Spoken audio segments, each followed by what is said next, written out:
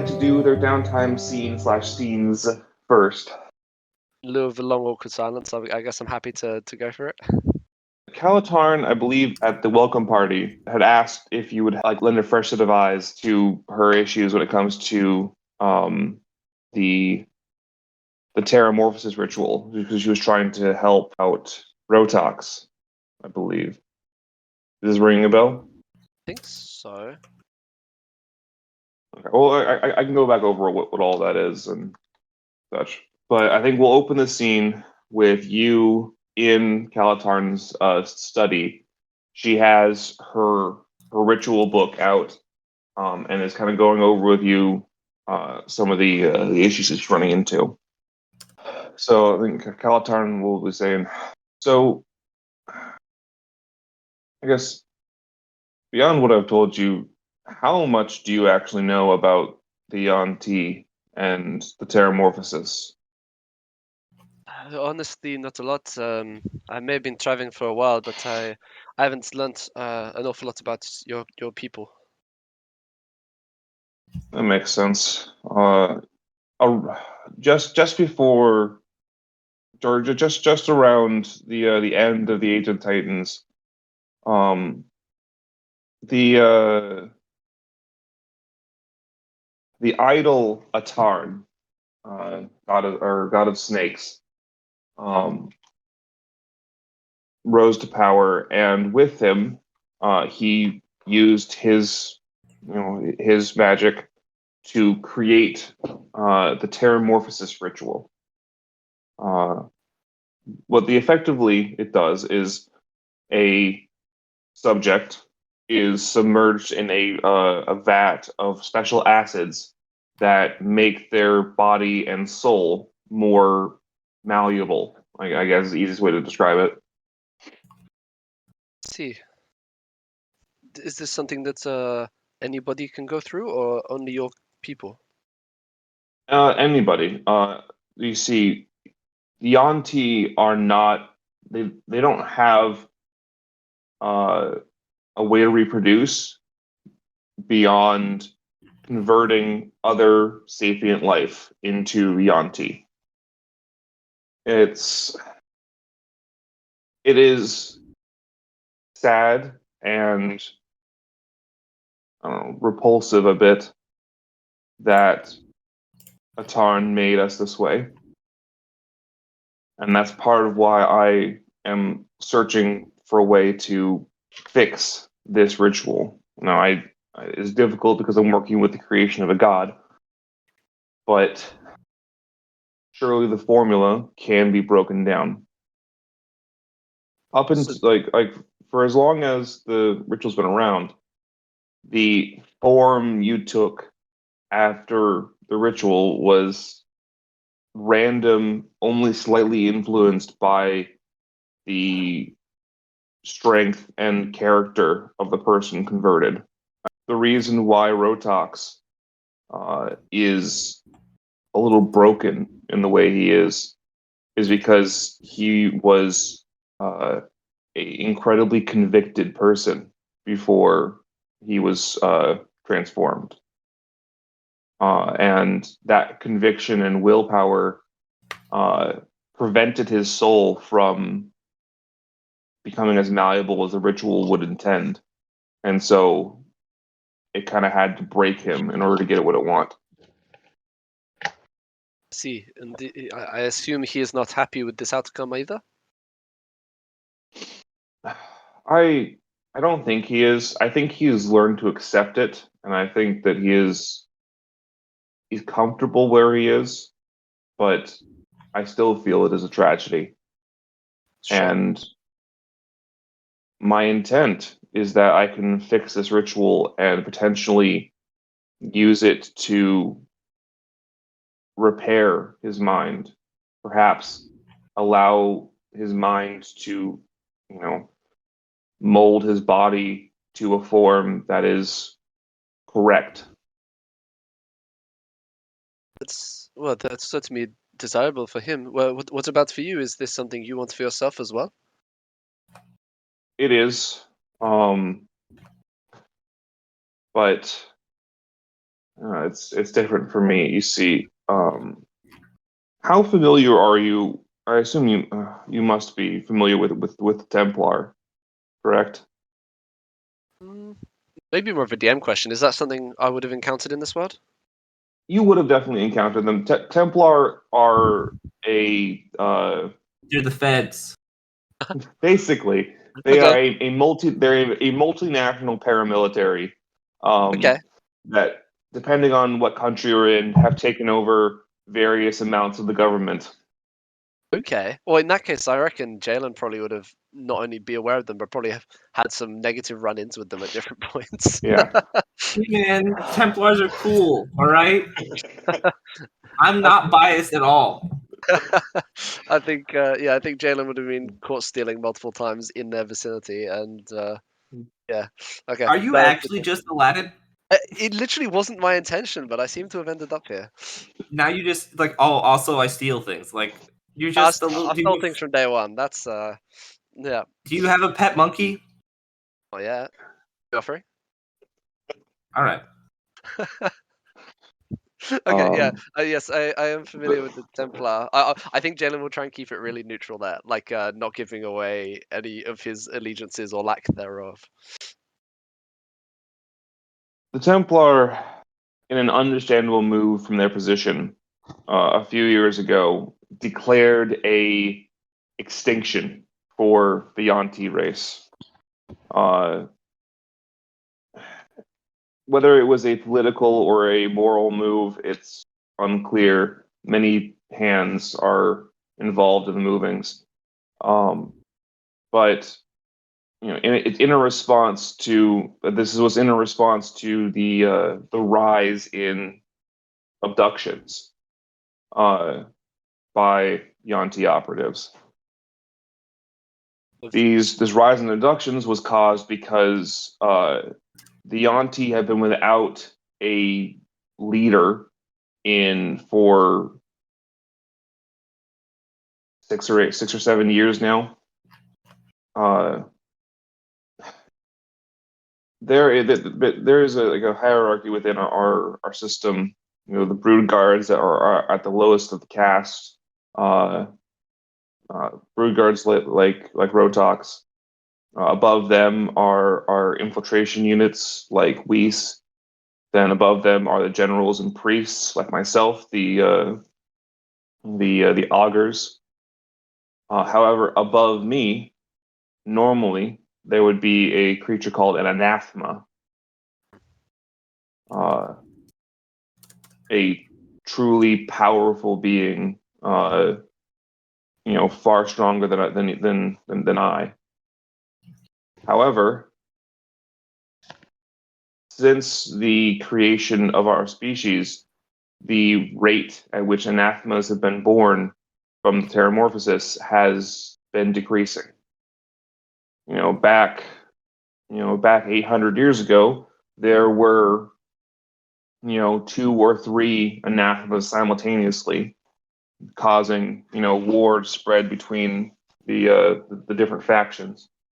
However, as time has gone on, for the past, several centuries, there's been only one anathema, and several years, about 8 years ago, our last anathema was killed, and not a new one has not been born since. So this maybe leaves your kind in quite a lawless state, perhaps. Yeah, and the leadership of our nest fell to the augurs, and so we started forming factions and bickering, and the larger faction decided that in order that we had to get a new anathema, and so they started abducting at a significantly higher rate, one that Templar couldn't ignore. I see. And, yeah, if I may ask, is this something you were involved in, or is this something you were perhaps running from? I had been fighting against this since its inception. Uh,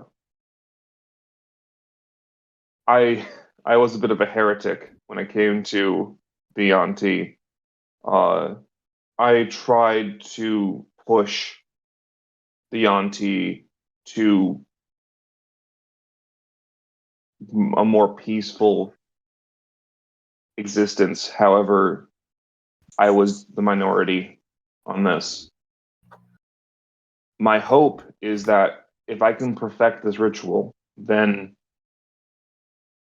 I can perhaps make it so that anyone can choose to become a Yuan-ti. I want to make it so that forcing someone into this is not an option. And I would hope that this ritual might be able to allow me to ascend to the level of an anathema. That way, I could have control over whatever Yuan-ti are left, and can hopefully use that to protect them. Because as it stands, I I don't know for certain, but I get the feeling that I am potentially the last augur alive. That is a heavy burden to bear. It is, but in here I have safety and time. So then I guess I must ask, do you think there is a way out of this place then, if you wish to bring balance to your people? I'm not certain. The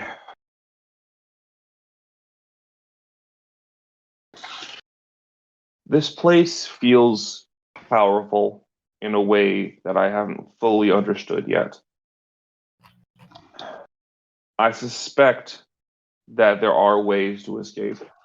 I suspect that there is potentially other ways to even get in, but that's not my priority right now.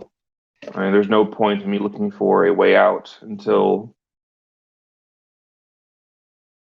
I have this perfected. Sure. Okay. Well, I suppose when the time comes, if you do need help with either finding this solution or certainly trying to find the way out, I may try and help you if that would be helpful for you.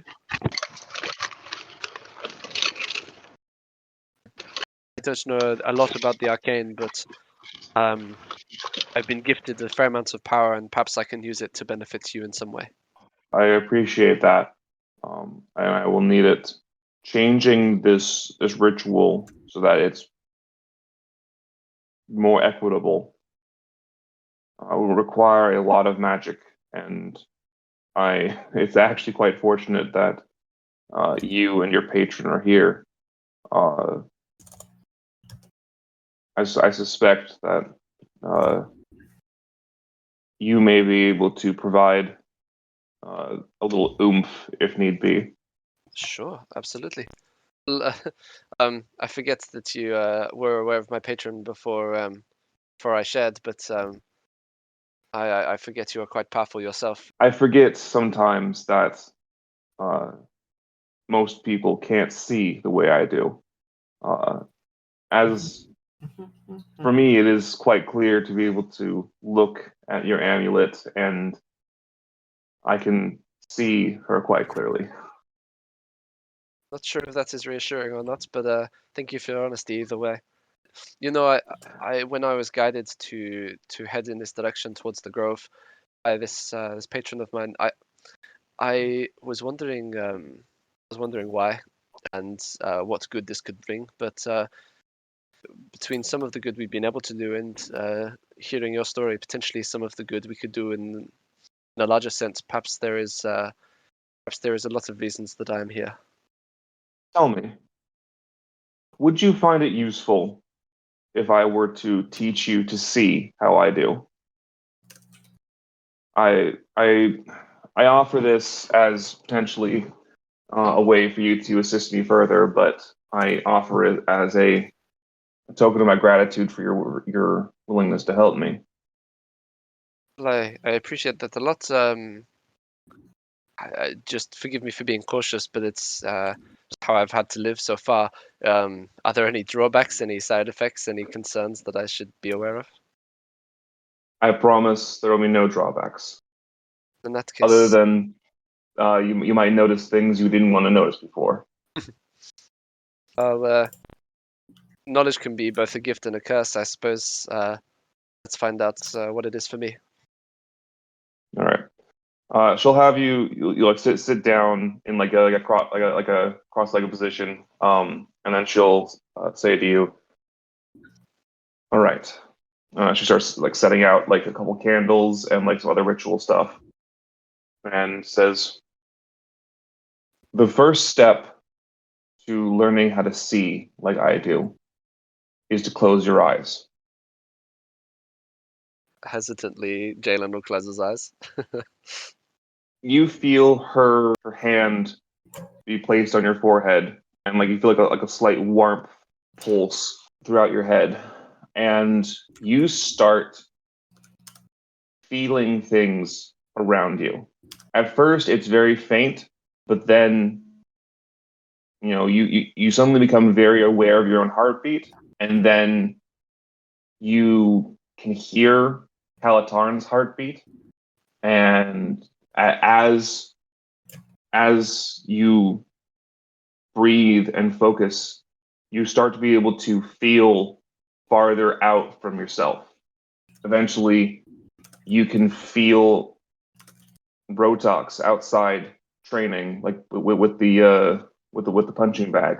You can hear Weiss up in her room taking a nap, and you slowly become fully aware of everything around you. And you can add to your character sheet if you'd like. You now have tremor sense of 30 feet. Oh, that is really cool. So basically, as long as anything around you is touching a surface that you are touching, you can feel it as long as it's within 30 feet of you Incredible. without having to have your eyes open. Thank you very much. That's awesome. And Kaltarn will say, "You will need time to master this portion. When you have, you can come back to me and I will teach you more." Thank you very much. I'll do my best to use this wisely. And please, if you do need any of my assistance, whether it's even if it is just an arcane push of some sort, then please let me know. Of course. So I will say that now with that, even when you are outside, I think as you are like potentially after the, you probably would spend some time working on the books with Calatarn. Afterwards, however, you start to notice that you can feel like with your tremor sense, you can feel Methania inside the bottle. Even That's pretty cool. Yeah.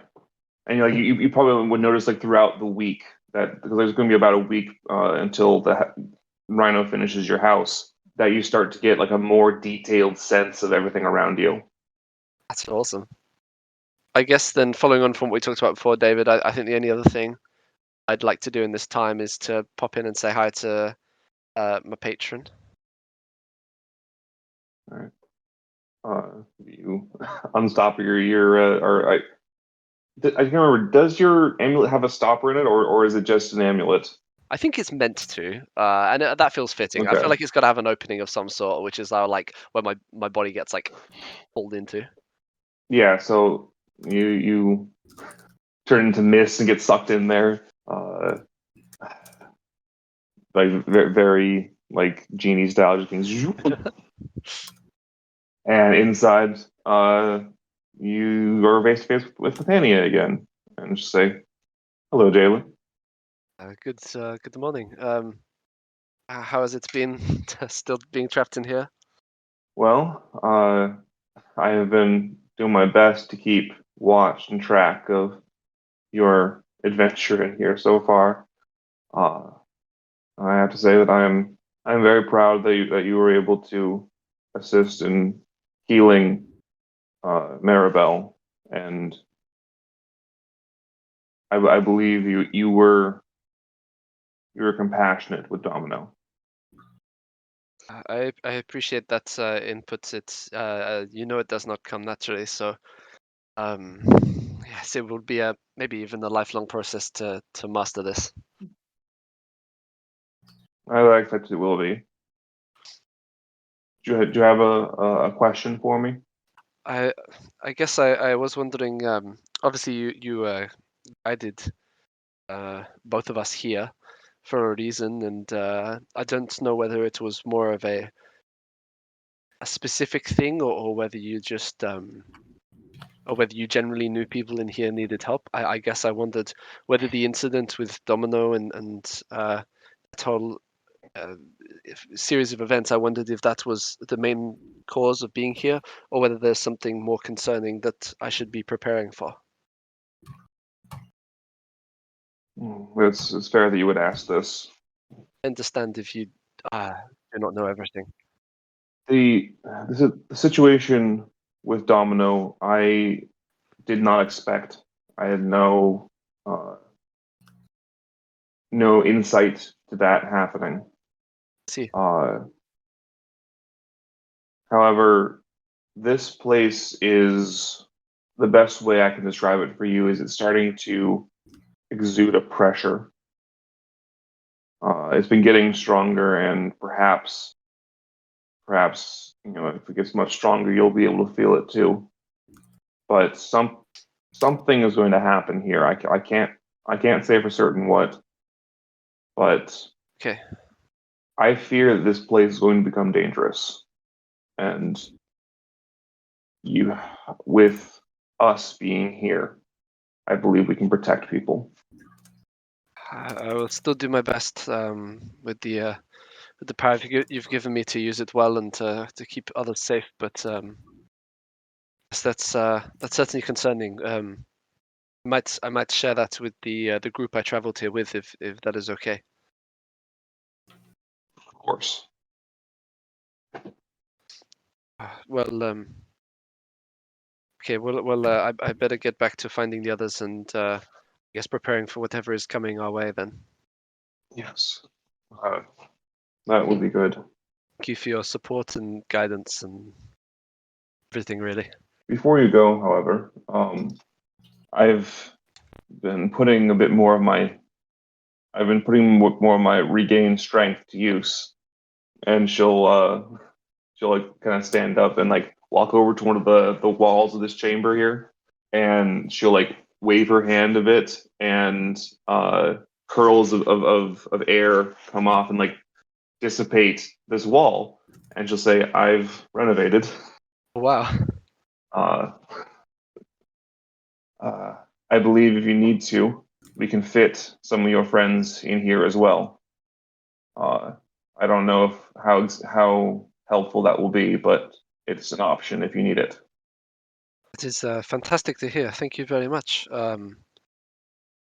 don't know how willing they would be to follow me in here, but perhaps even just as a way of protecting in a moment of danger, this might be ideal. Yes, perhaps it would be. Thank you. Anything else you want to do for your downtime, or do you want to like go over some of the things you got for your level up besides your newly renovated genie space? I think that's the main thing I picked up. You got a new cantrip as well, didn't you? Oh, I did. You're right. I picked up Spite. I think I was trying to find one that would basically still be somewhat useful that didn't just match all the other sort of cantrips, because I've got a whole stack of them at this point. Yeah, I picked up Frostbite because it gets the bonus disadvantage. So potentially, depending on who and what we're fighting, that may come in more handy than even Eldritch Blast. So anyway, that's pretty good. Yeah, I think that's the only other thing you got from this level. Yeah, that's right, and obviously hit points. All right. So given that, Matt, Michaela, which of you wants to go next? I'm gonna request Michaela goes because I'm still technically doing my job. Okay. I was about to suggest you go ahead, but all right, that's fine. Okay, yeah. All right. To Maribel. To Maribel's. All right.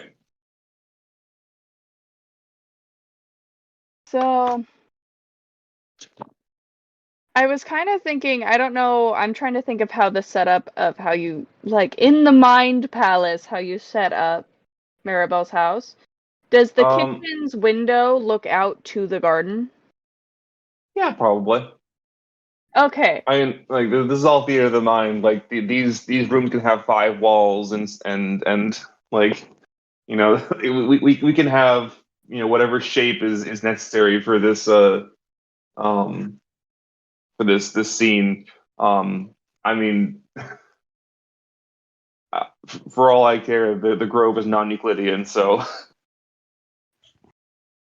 Okay. So my thought is I'm probably sitting like right outside the window. Maribel's probably working on something in her kitchen and kind of watching as the skeleton that was Domino is working in the garden.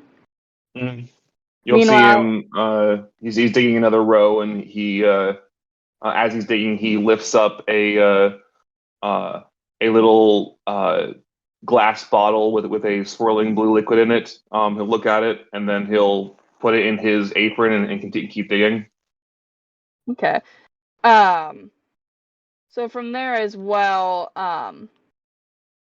so she's probably just gonna be whittling away at a bone, slowly turning it into beads. And she's got, her little plant beside her. Don't worry about it. It's just a plant. Yeah. So we're coming in on the scene. You're watching the former Domino. You're whittling at your bone, and sitting next to you is a little plant pot with a couple of big leaves, like in like a bud shape right now. Like a large bud is coming out of this pot. Cool. Um, yeah, I think essentially Alex came here like to be in the company of Maribel and such, Hmm. but and wouldn't be like against conversation, but her initial thought was she needed to whittle these beads and get them set for the life that was lost. Hmm. As well as showing her plant how, how the ways of Belhair work and the Hmm. proper whittling techniques. I think way I imagine. So you're outside next to the window, right? Hmm. So Maribel's like doing dishes, something like that, and she's like next to the window, and she'll say to you, I never noticed how many little things he finds. I guess I haven't been in that shed in a while, but I'm told that there's quite a few things in there, and he's just finding things wherever he digs. It's kind of strange. Why are there so many things on the ground here? It is interesting. They're not all from the same era. My initial thought was perhaps before the Grove came, maybe this had been a battleground and these were remnants, but the ages don't add up. It's Hmm. quite peculiar, It is strange. but it is no matter. As long as we keep an eye for small skittering feet, we should be fine. He does not intend any harm, just putting things away. Yeah. I should probably go through and actually inventory what's in that shed. I don't want us to be overlooking anything, but Would you like some help going through it all? probably. I don't know if we have to do it now, but I want to. Yeah, that'd be good. Hmm. Yeah, you know what? Let's go for it now. So as you're probably finishing up the carving of those beads, she'll come around throughout the back door and over to the shed. Alex will grab her little plant pot, put it in its little baby carrier, and continue to follow. That's awesome.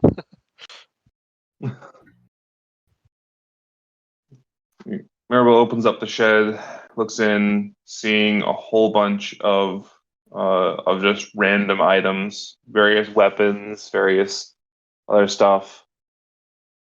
And she's like, "This is a lot. More than I thought would be in here." Peculiar. Considering just the age of everything and considering how long the grove's been here, it doesn't make sense. Hela mentioned that there were items that were made within this last year or so. But how long has the grove existed? Because that doesn't add up in my own personal calculation. Several years. I mean, I've been here nearly a year now, and I think Malachi and Gigi were here for like several years before I was here. I don't know for certain, but somehow, if these are new, they would have had to have found a way in without being brought in by someone, because she'll gesture to probably she'll gesture to a couple of other things that look like they're definitely newer, and she'll say, "No one would have had these," and not even the Nickets didn't. They didn't sell or carry weapons. So how would these new weapons have gotten here? Been wondering the same. If it's the ground below us, if there's something imbued with magic that's perhaps trapping things around the grove. There were men trying to figure out how the grove worked on the outside. They would try Yes, to put items through. I wonder a bit if maybe some of the items end up here. that's possible. I don't know though. Though it would not explain the older items. No, it wouldn't. I don't think a research team would go and find a relic of a war hundreds of years past to try and shove it through a mysterious barrier. But they were from Terra. Who knows? They do wild things sometimes.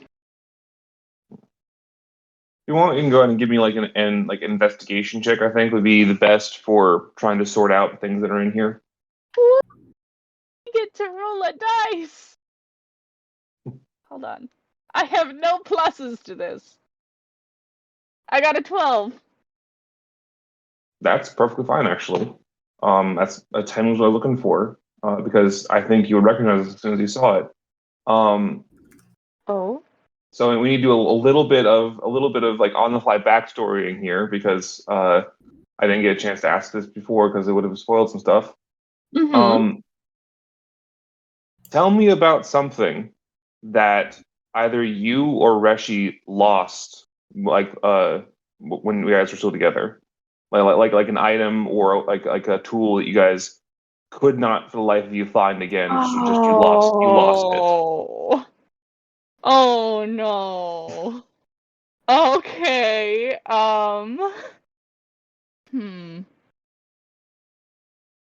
There probably would have been not necessarily ceremonial beads, but just a something Reshi would have crafted himself, since he wasn't Okay. a paladin, but he would have Right. helped her to craft things, and probably it was probably a beaded necklace with a small pendant in the front.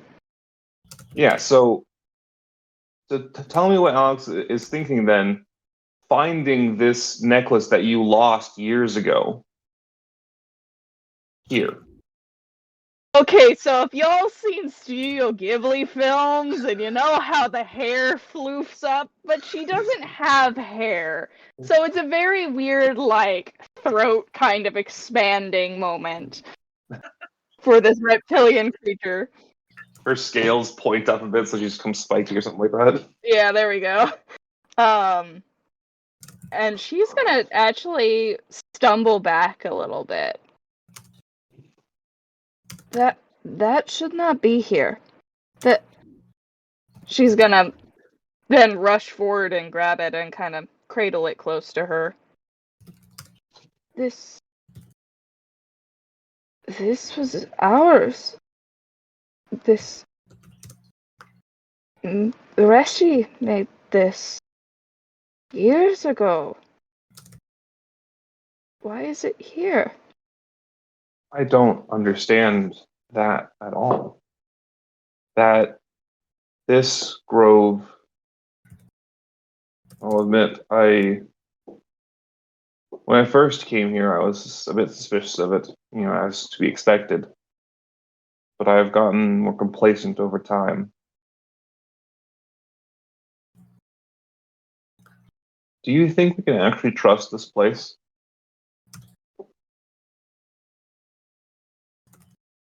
I don't.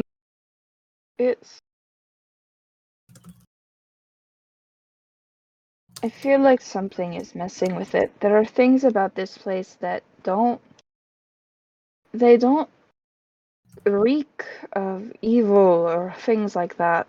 But perhaps something is whittling its way through. Same way you would carve out something in a bone. But it doesn't make sense. We were back in the mountains when Reshi made this. We were nowhere near here. This shouldn't be here. None of this stuff should be here. So what is pulling it here?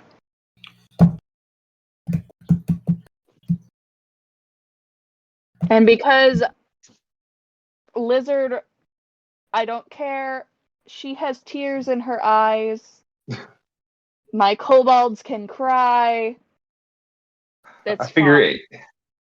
I don't think any race in D&D is not allowed to cry. Who knows? Actually, if you look at the physics of the animal, Well, actually, in this case, you guys could see it, but I pushed up my glasses when I said that. in this case, I believe these would be crocodile tears either way. Oh, he's got puns. He's got puns. Anyway, I think at this moment, because it is excellent timing, you'll hear a shuffling from the baby Bjorn, and then there's a little back. yeah,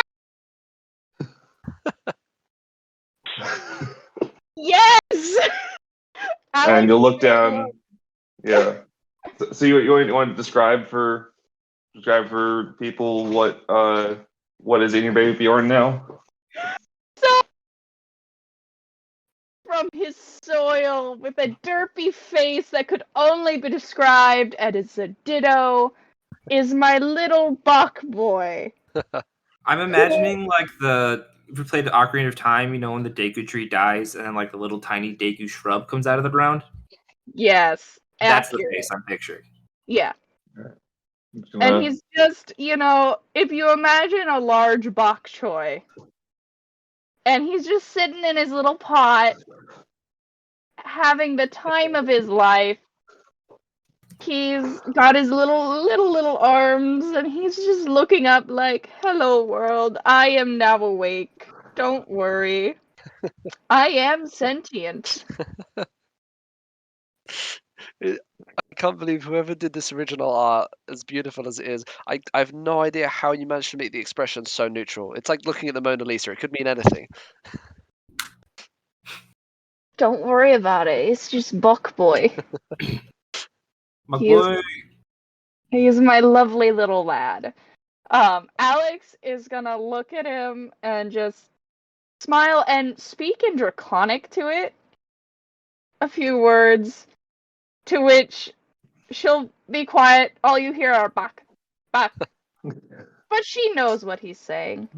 And she So- places the necklace upon Bok Boy's pot, just in a secured way so that it will stay on there, giving him his own, connection to Bel Air. It'll be truly magnificent. I love my boy. She's gonna start, she'll kind of, look at Maribel, kind of nod, and then kind of just walk out because, this is awkward. My child just woke up. I basically just gave birth. Yeah, so I'm gonna go take care of this. And you can see through passing time, her slowly teaching Bok Boy with these tools, jeweler's tools slowly turning into thieves' tools, until he learns how to be our excellent little expert that he is, who will be joining us in our campaign. So Spoilers. yeah. So we now have Bok Boy, the level 10 sidekick expert. He's already level 10. He was just born. Well, here's the thing. I was looking at the recommendations, and even the base recommendations for sidekicks is that they join at the party's level. So he is born and immediately can do a ton of stuff. Listen, Alex does not mess around with this, you should just baby them. No, he learned, he woke up and she's like, okay, you know what? Now you gotta learn how life works. And Matt, you got to bear in mind, he's not actually a level 10 PC. He's a level 10 plant. So there's a difference. It's like being a level 10 commoner. It's just not quite the same thing. Mind you, I did think about giving him, a bunch of strength to make him the only strong member of our party, but that didn't make sense. So he has a 3 strength. Incredible. However, he's got plenty of pluses to him, and I love my child that now is walking around with us, because he's got a +4 to Dex. Yeah. So yeah, like his only positive stat is dexterity. He has a negative to strength and charisma. But he's he has 10s across the board otherwise. So he's only agile. And he has a plus in intimidation. Yeah. But everything is a +2 intimidation. He's your pet after all. He's the scariest vegetable you've ever met.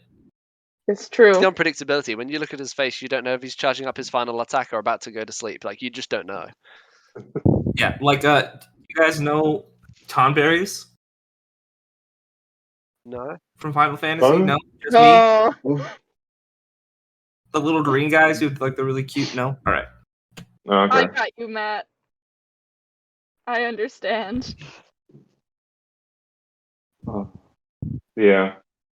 I still find it funny that he has 2.5 times as many hit points as the bone bear that's Veshnir.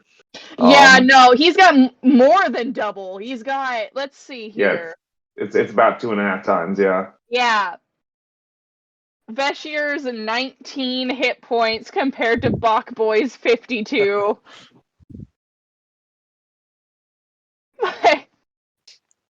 Oh, man. All right. So what all else did Alex get for her level up? So, Alex now, other than just, the typical, oh yeah, things increased, Alex got a new spell, which I'm very excited about, which is called Spirit Shroud. I can call forth the spirits of the dead to flit around me for the spell's duration. Mm-hmm. And any attacks I make are a extra 1d8 damage to creatures within 10 feet of me. The damage is radiant, necrotic, or cold from my choice. I don't want to burst your bubble, Michaela, but I already had that. No, but any creature that takes this damage can't regain hit points until the start of my next turn. Yeah. Is nice.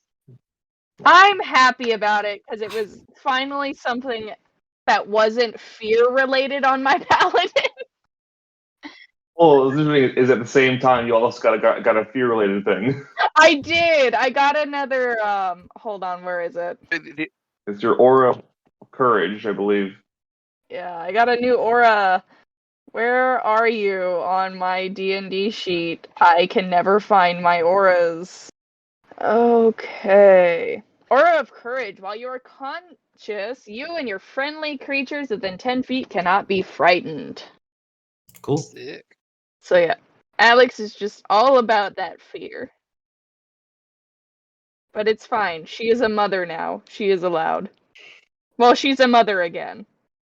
Anything else you want to do in the downtime?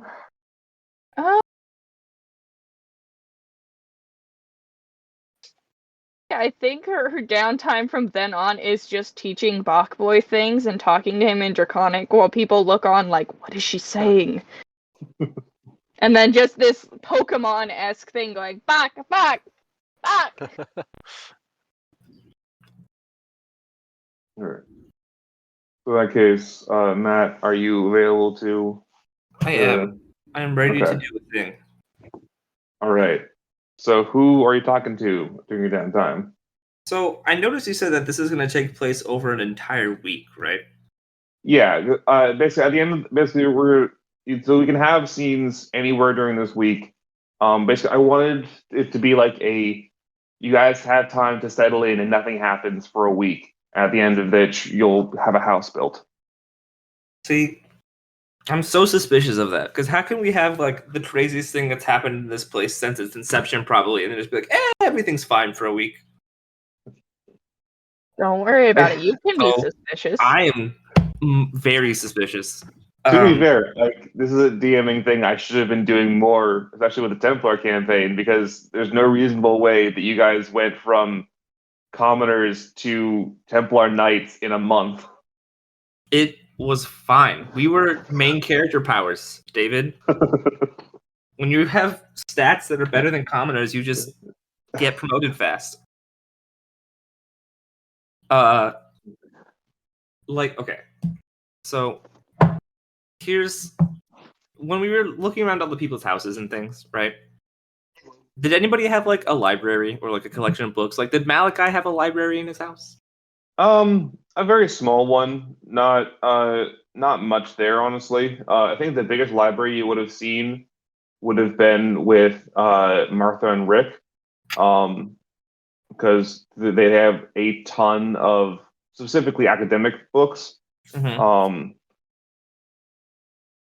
Beyond that, I think the Nickets might have some books. But yeah, no, I think Martha and Rick are going to have the largest library available. Okay, and remind me what kind of scientists Martha and Rick are.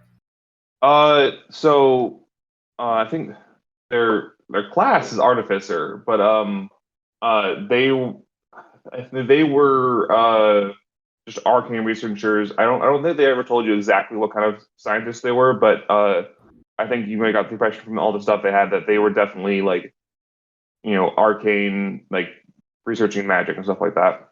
Okay. And Gigi has been here for the second longest, if not the longest, right?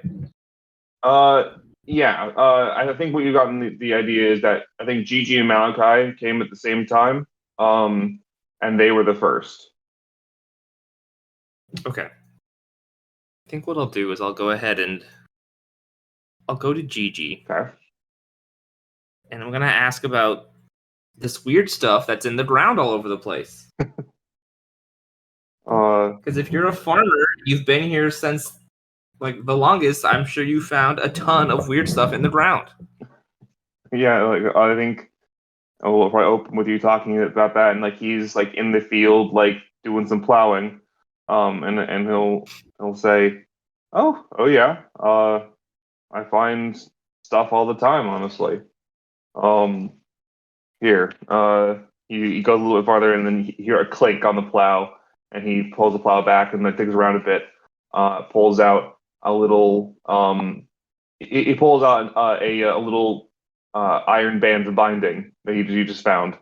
Like, I find stuff all the time. I've been finding it for years. I haven't really thought about it. Most of the time, I just give it to Malachi.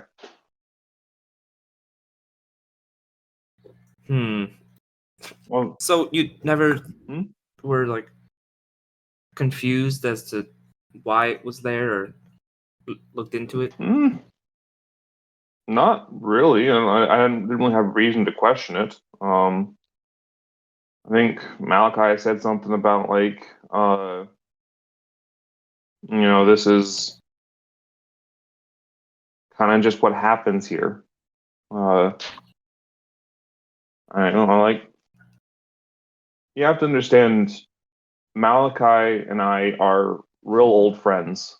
Like, we've known each other long before the Grove, and so when he says, this is just how it works, I trust him.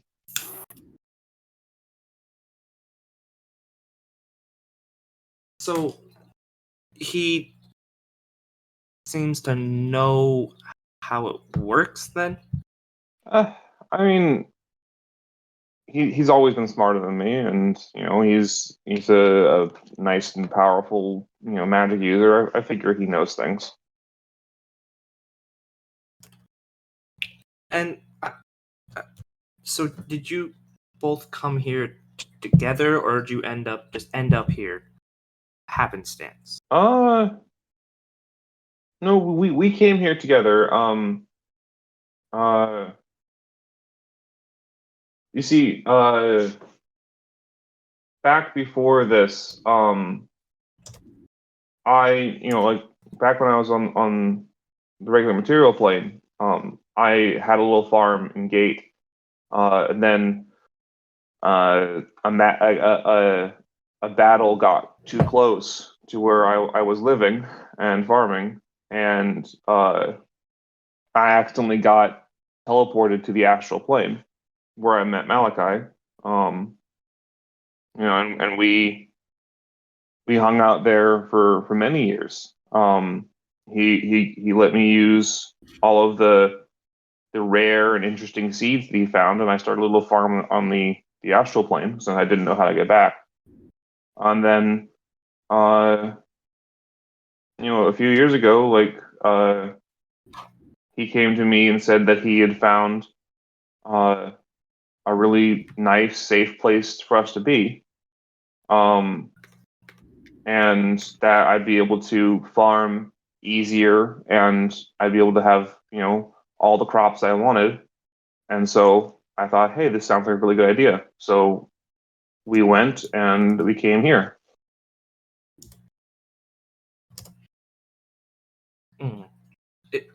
Interesting. Thanks for sharing. That's And then we'll just kind of walk away awkwardly. okay. He's gonna walk away because he doesn't want to step on Elvis's toes because No. having a downtime scene with Gigi, I mean, Elvis is not gonna be happy. Do I need to make a roll, or does it seem like Gigi was telling the truth or lying to me? If you want to roll insight, you can, but like probably even with let's see, what's your passive insight? Go through? That's I probably should actually launch the game. See, yeah, like, I think passive even with insight your 11 passive insight, I think you would get the sense that he's genuine. Gigi comes across the kind of person who doesn't see a point in lying.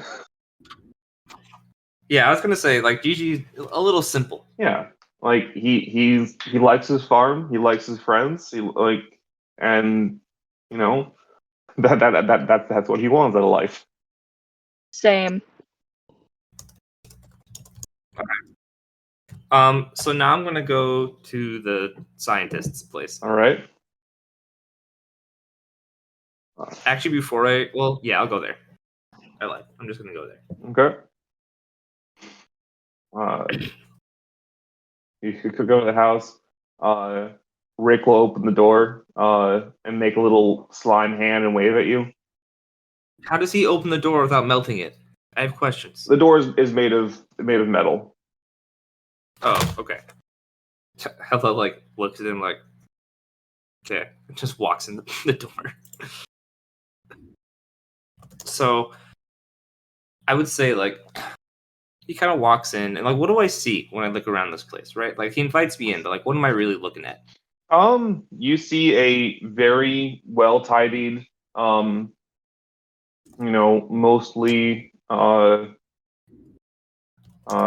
wood or well, less wood, but like actually there is wood, but it's all like steel and resin and stuff like that.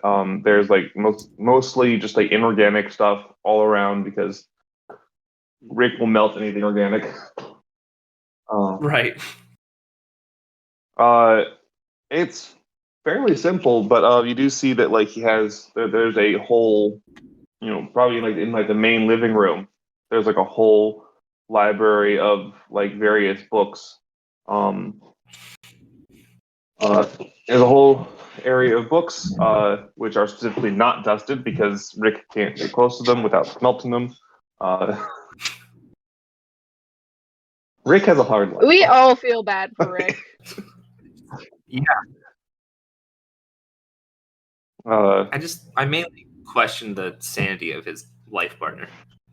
I mean, that's probably fair. I mean, it's not many people have to go through their husband is turning into a slime monster. Oh, he wasn't. That's right. He wasn't always a slime monster. I forgot. Yeah.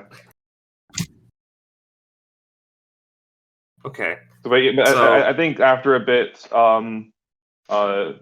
Martha comes down the stairs and says, "Oh, hello. Can I help you? I can't even remember your name actually. We only met the once." You didn't make an impression, Hella, sorry. I'm. That's exactly what he wants. My name is Hella. Well, it's good to meet you, Hella. I'm Martha. This is my husband, Rick. How can we help? Hella looks slightly confused because he definitely has met these people before, but he now understands the kind of flightiness he's dealing with. What sort of research do you guys do here? Mostly right now, we're focused on researching ways to hopefully fix Rick. Although before this, we were focused on we were assigned to do a project attempting to stabilize wild magic, make it predictable and more usable. It was our goal. Have you done anything that's sort of more related to the grove itself and how it works? I mean, a little bit in passing. I mean, it hasn't been our focus, but when we hit a block, we'll go and look at other things to do at the time. But we've done some research on the grove itself. It is really strange and not a normal place of existence. Mm-hmm. I mean, I can tell you what I know. Like, what are you interested in finding out? Well, it seems like there's something. It doesn't seem. It almost feels like it was manufactured. When we were going through the whole thing with Maribel, we found that very often when people are digging here, they find magical items in the ground. Oh. And when we went into Malachi's house, we stepped through this mirror that led to somewhere else. And there was a whole room full of these magical items without their magic.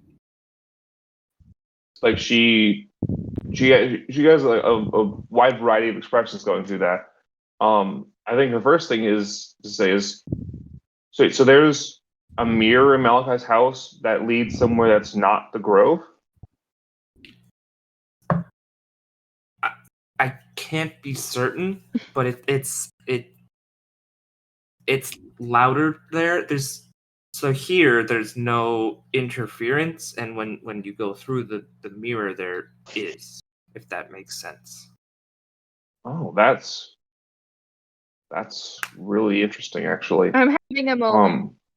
That's Were this we told depowered. not to mention anything about the mirror?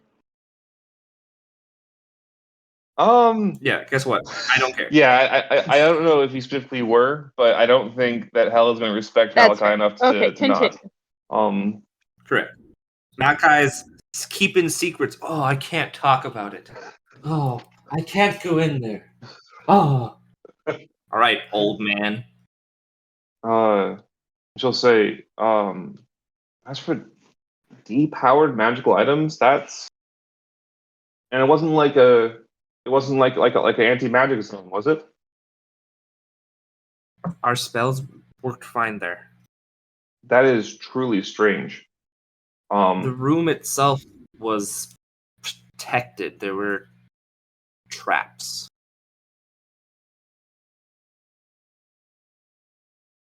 I'm being perfectly honest. I hadn't really considered Malachi beyond being a wizened old man. He's helped us to get some of our research notes and books, but that would make sense. He's been here the longest. Does any of that ring true to you? How does it? I mean,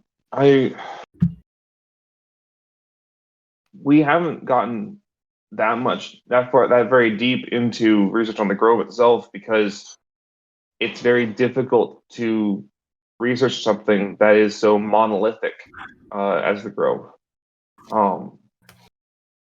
We've tried to study the barrier best we can, but as far as we can tell, it's just like a one-way barrier, and we can't do anything else about it.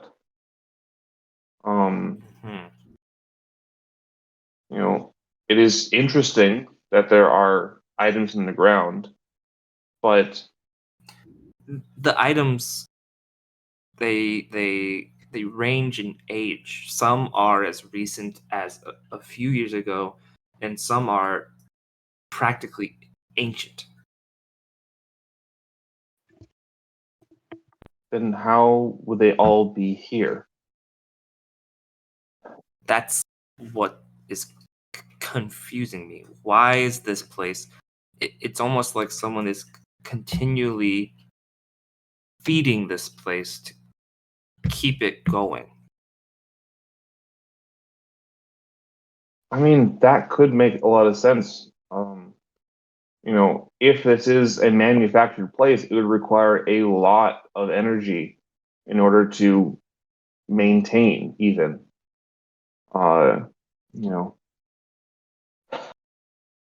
Like if this is similar to spells like Demiplane or something of that variety, then those require a lot of magic to create in the first place.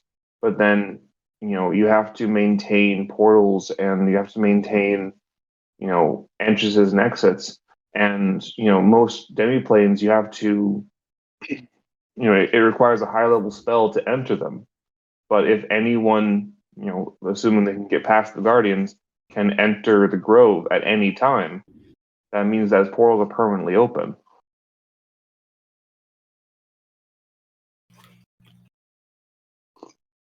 I kind of understood what you just said, but can you say it again, just so I can digest it? All right. So the basic breakdown she's trying to say is, the closest she can think of to what the Grove is the spell Demiplane,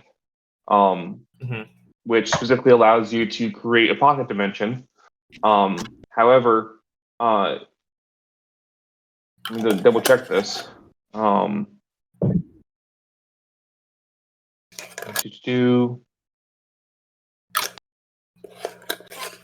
Yeah, Demiplane creates a pocket dimension. However, that portal only remains open for an hour by default. And Demiplane is a very powerful spell. It's an 8th level spell. Oh wow. So, to create a Demiplane as large as the Grove is, with a permanently open portal, with a one-directional entrance, we're looking at extremely powerful and extremely costly magic. Mm-hmm.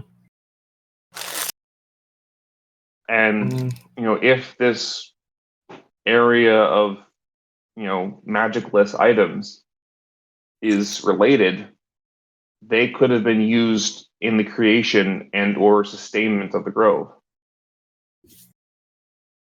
Mm-hmm.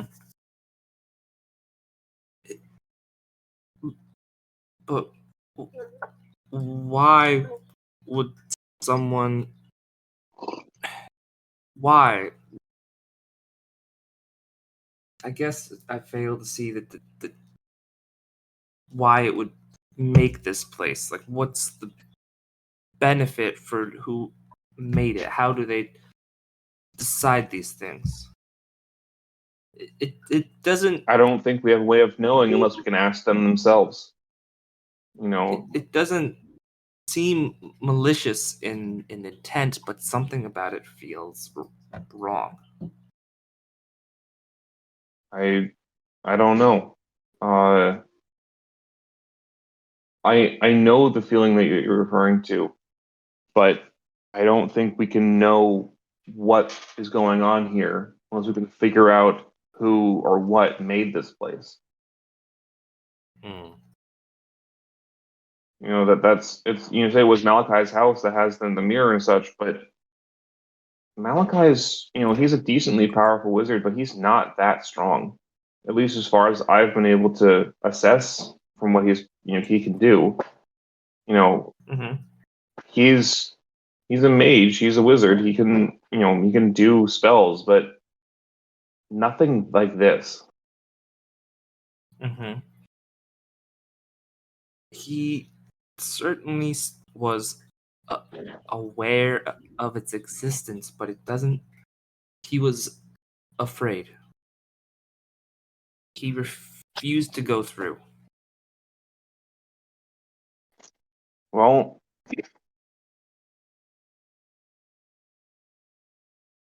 I don't know then. This he may have more answers, but I don't know if we'll be able to get anything out of him. Mm-hmm. In the meantime, though,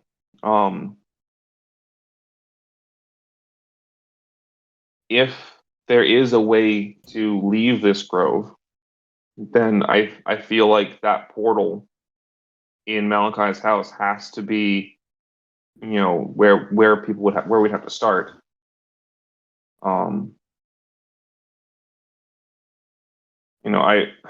I'm not saying that we are going to leave. I mean, outside we are, criminals basically, and they would, kill Rick on sight if the Templar saw him. But Remind me how they're criminals again? I don't think she's actually mentioned it. But Then yeah, Hella raises an eyebrow when she says criminals. So me and Rick, we were university students together. We both got scholarships and internships with Templar.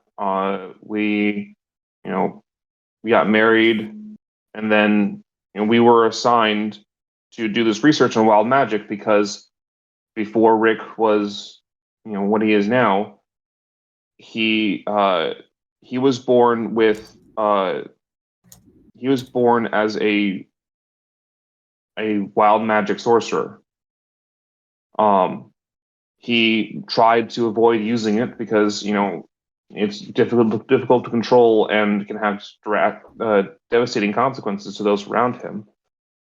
But Templar, the research team found out that he had those abilities, And so they assigned us to find a way to control it, find a way to make wild magic more functional. An accident in the lab turned him into the slime he is today.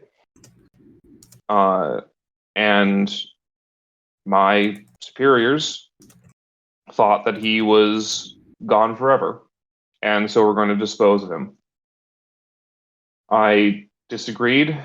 To be fair, at the time, he couldn't communicate at all. Like he couldn't even figure out how to control himself at that time. Mm-hmm. But I still knew he was in there, and so I smuggled him away from that research facility, and we've been on the run ever since until we found the grove. So, I know they're technically not, the ones who can do that, but as far as Templar is concerned, we're criminals.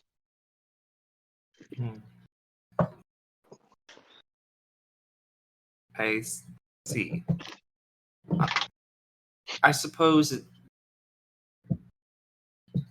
there isn't really people who would want to leave anyway. Just my own academic curiosity that's not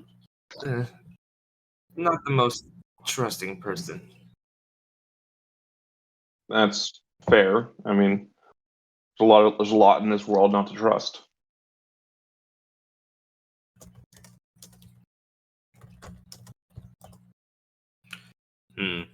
Okay. Let's between us. Mm-hmm. Just don't need to spread too much to everyone yet. I'm going to do some more digging and get back to you. All right. And if it can help, that if you need the items or something from somewhere, I know where to get them if it'll help you with him, with Rick. Thank you.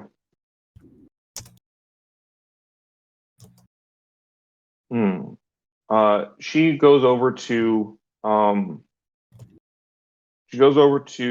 one of her desk drawers and pulls it open and pulls out a what looks like a musical tuning fork, and hands it to you and says, "If you can get this back to that portal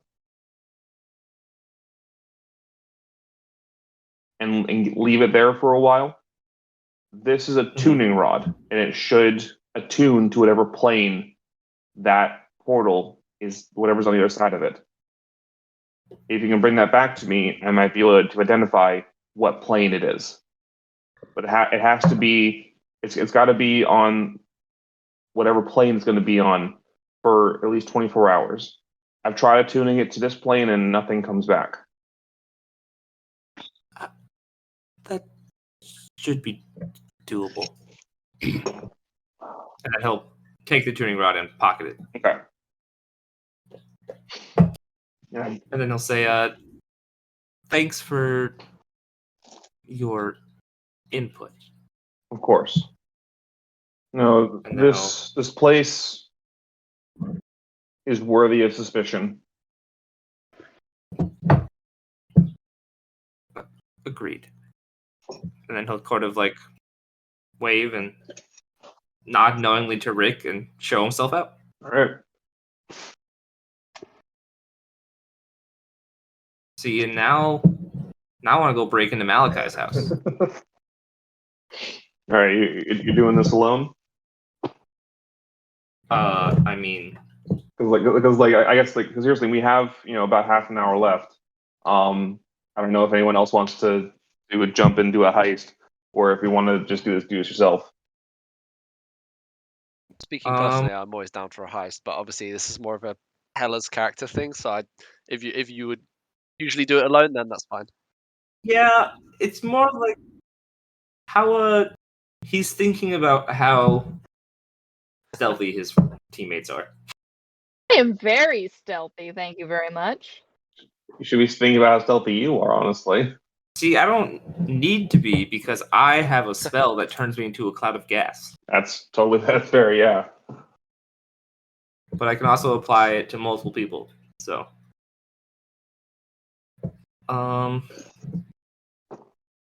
let's see. Fly, target resistance, non-magical damage, at advantage. Yeah, so I think just for the sake of like making this work, I think what he'll do is Hella will cast gaseous form on himself. Okay. Well, first he'll since we have a week, what he'll do is he'll just kind of make note of Malachi's schedule for when he is and isn't home. All right. So that way he's not going in there while Malachi's in there. Yeah, I think pretty quickly you'll see that on most days he'll go over and spend at least an hour over at Gigi's, and then make some rounds, checking in on people. Okay.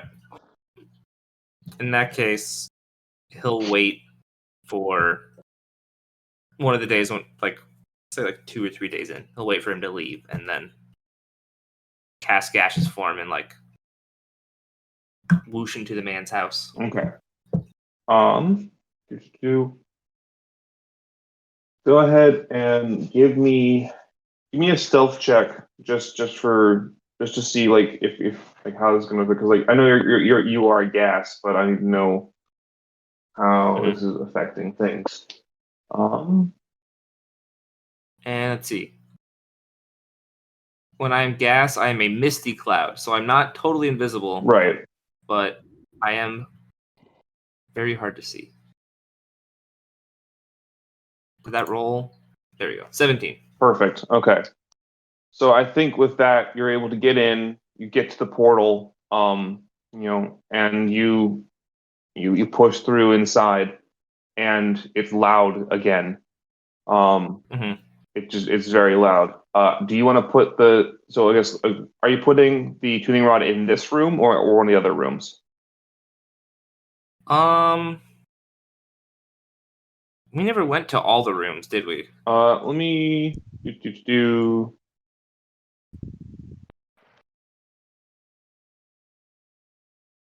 Yeah, so there was one room that you didn't explore that was through this portal down here.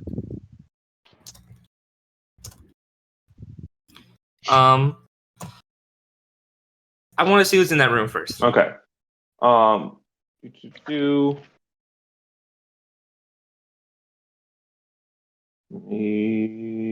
Polygon reveal. Sends you back to the water room.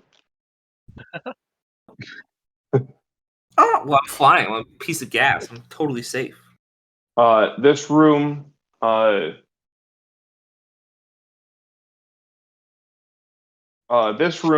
You'll see basically that floor texture is actually awful for what's actually in this room. Give me 1 second, actually. Okay. Right now, I just see the treasure room. Oh wait, no, there we go. It's because that's the room I'm in. Let me zoom my camera on a little bit. Oh, weird. There we go. Okay. Just do map layer. Nope.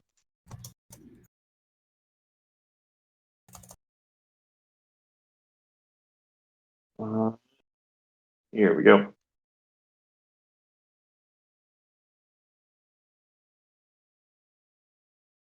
Oh, it looks like fire. Yeah, so this room, the floor appears to be mildly cooled, but mostly like you can still see cracks of like the floor The is floor molten is underneath. lava, as you will. Cool.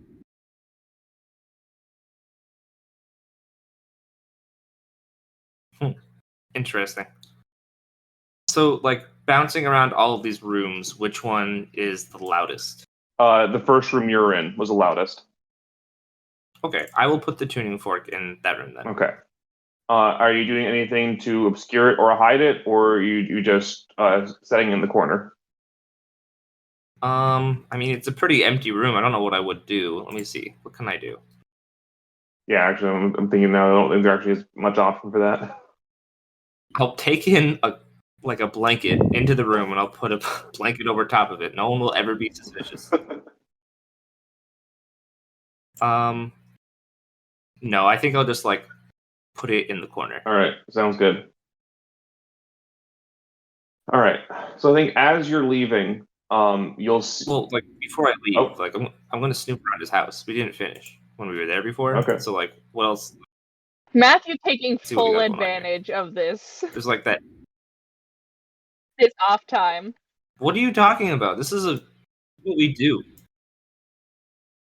You gotta make it worthwhile.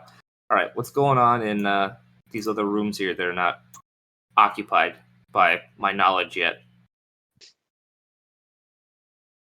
So you see, he has a small library. I say small, but it's a bookshelf that's 5, 10, 15, 20, 25, 30, 35, 40 feet long. Okay.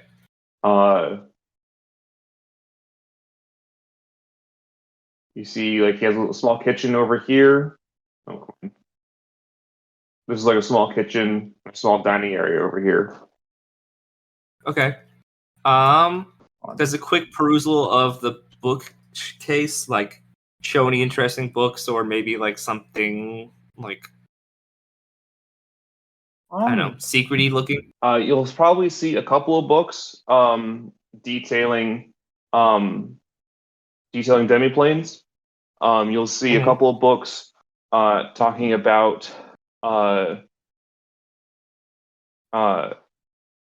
think there's a couple on artificy, specifically the creation of magical items, and like the breakdown thereof. Sorry.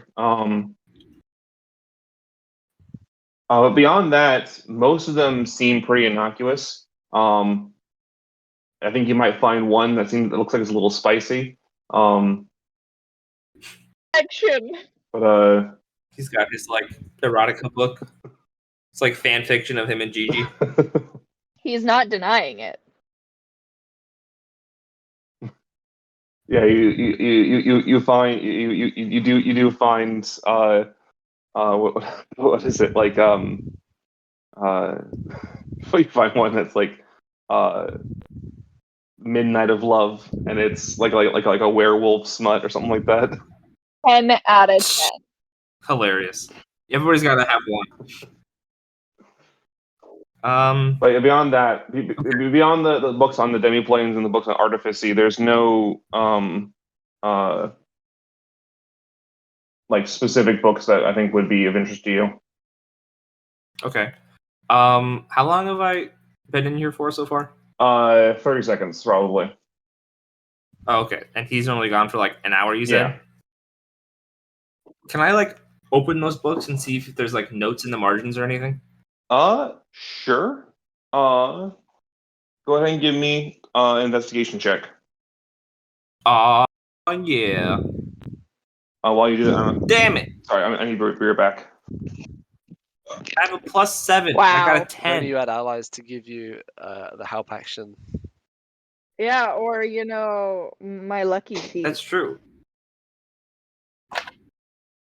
That's true, but I don't know how, You I feel like at least one of you would honestly, not be into after this. finding something from my dead mate, I probably would have been willing. That's fair. Yeah. Helen didn't know Also, that happened, though. I'm now raising a new child. Yeah. That's true. You can't be committing crimes The when you have buff a boy baby. is just baby.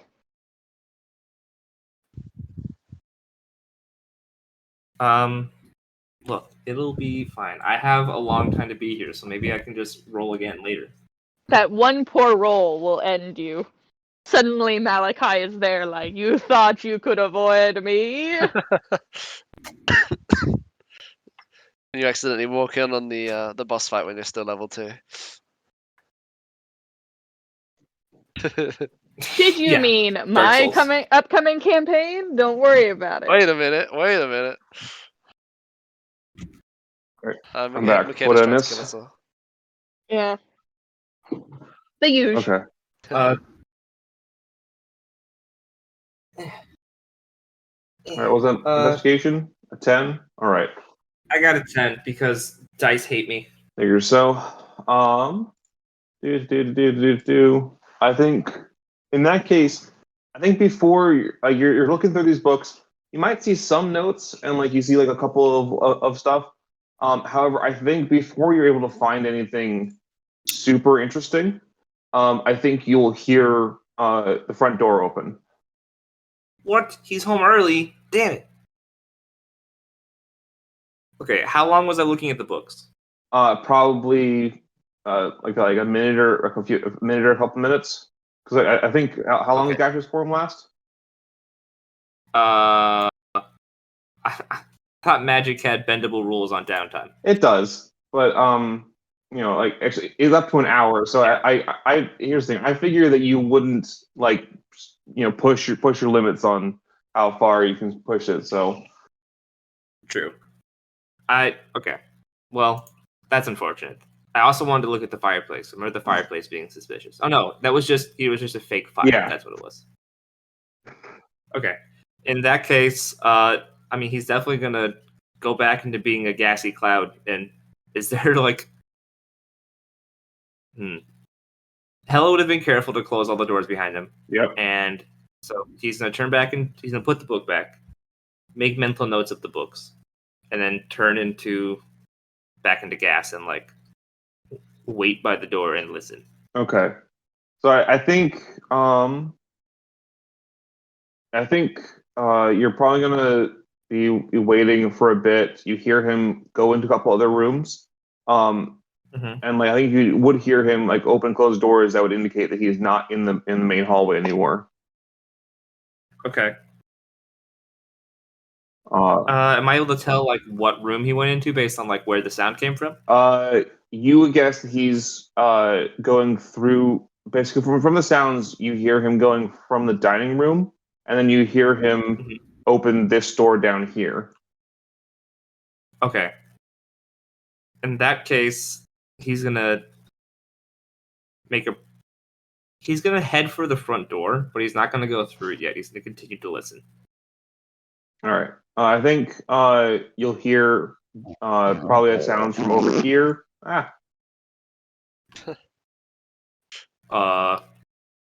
Okay. And I think probably like you hear him like running around looking at the place. But then finally you see probably this door up here start to open, and that's probably Okay, and then I'll just probably when you dip. Cool. And then I guess Hella will wait 24 hours and then try and go get it back.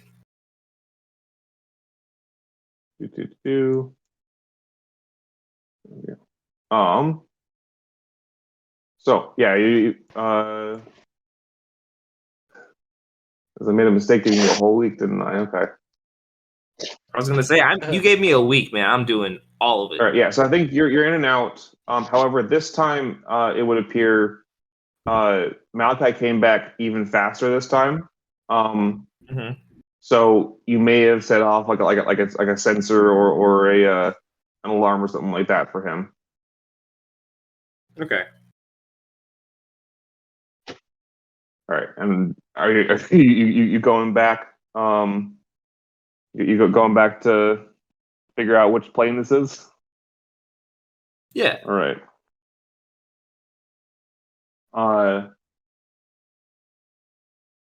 Martha is surprised how fast your turnaround was.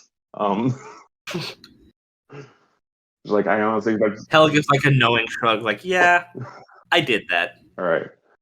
So she pulls out a bit some equipment and starts like setting things up, and then poppers her hand for the tuning rod. Okay. She places it in the equipment, does a bit of magic, and use Magic? Yeah. Hold on now, that sounds I can't believe you bring witchcraft into Uh. our Christian D&D server. We have 2 warlocks Also, in this a party. paladin who works with possibly a necromantic god, so it's fine.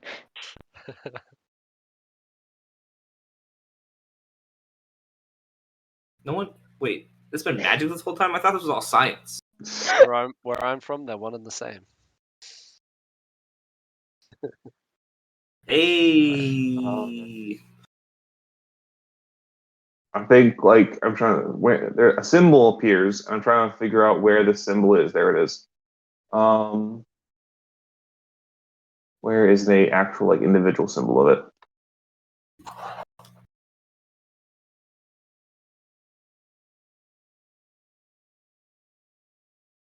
Is that it? No, it's not.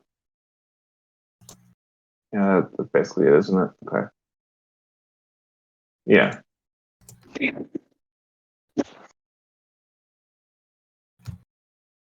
Do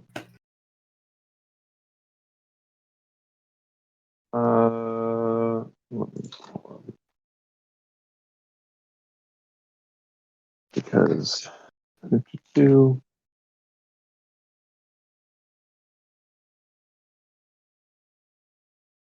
I think yeah, so above the machinery that she's using appears a symbol. Do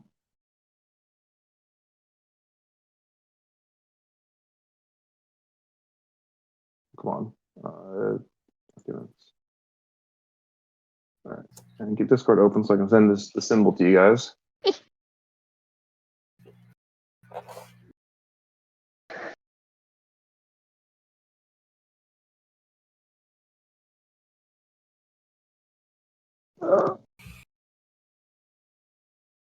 There you go. That's not what I wanted. Whatever. Quick, look at it anyway. I was going to tell you what the other thing is, but basically, yeah. So this symbol pops up, and Martha says, "The other side of that portal is Carcerai." Wait, hold on. What roll can I make to recognize this? Religion. If only you had Religion. asked for a Alright. certain someone to be with you. I have. Wow. Oh. I have a +7 to religion, but I rolled a 1, so it doesn't matter. You know nothing about Carcerai. That's funny. Hella will ask for the TLDR on Carcerai. Carcerai is, is often referred to as the Infinite Prison. It's basically a plane. It's the let's see, what's the alignment on it? Carcerai is the plane between neutral evil and chaotic evil. It sits between Hades and the Abyss. Mhm. It is a place where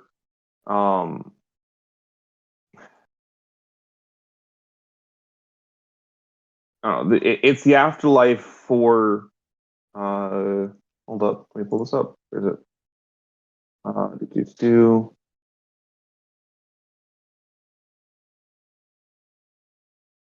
Basically, it is the afterlife for like career criminals and people who they don't do their crime for any reason other than for it's just another way of life. They are very much, I don't care about people.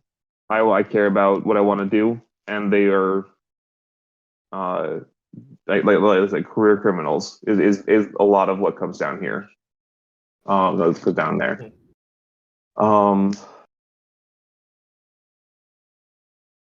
Why it is strange that this place has a portal to it is that it is notoriously difficult to get out of Karsarai. Specifically, the only way to leave Karsarai is to have someone or something that has the authority to release you create a portal to get you out. So, whatever made the Grove had the authority to open a portal in Karsarai, which means that they are some variety of god or equivalently powerful creature. I mean, I guess I wouldn't know because I failed my stupid. An 8's not terrible. Would I know like the deities of this plane theoretically? I think probably Martha can pull out a book. Let me pull up That'd be good. the Pantheon. Pan- Basically, so I think what Martha will say is any god, at least all the exemplars and above, would have the authority to open a portal in Karsarai. Some powerful idols could have the authority, but it's not guaranteed by idol status. Okay. Specifically, gods that would like have their domain be near Karsarai would probably be Mator, the god of suffering, and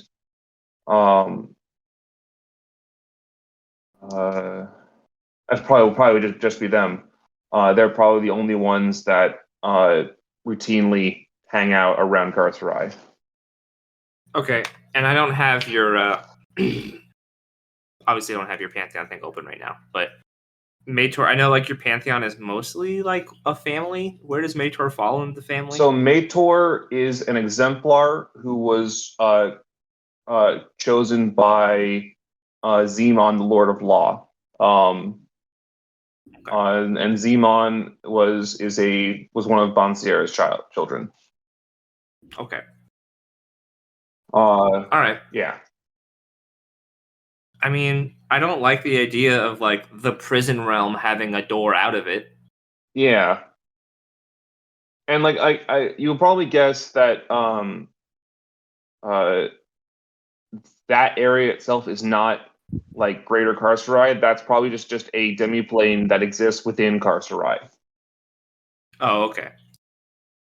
So it's not like somebody in Karsarai could like get there and then escape. It'd be easier to do that than it would be to try and leave Karsarai otherwise. Oh, okay. So like it's not that it would be impossible. It just means someone in Karsarai would have to know where this demiplane was, open a portal to it, and then because you can go within Karsarai wherever you want if you're strong enough. But leaving Karsarai is the problem. Okay. Spooky. Now, if I recall, we still need another episode of the sitcom that is Elvis and Gigi. No. First, we actually need to deal with Elvis's level up. Get her to level 10. Woo! Let's go. Ooh. So You're 10 years old. We did it. Oh yeah. So first things first, you get a thing called expertise. So you get to pick two things you're good at and make yourself really good at them. Oh. Being a bard is the best. So you want to be really good at nature, persuasion, sleight of hand, or stealth. You can pick two of those.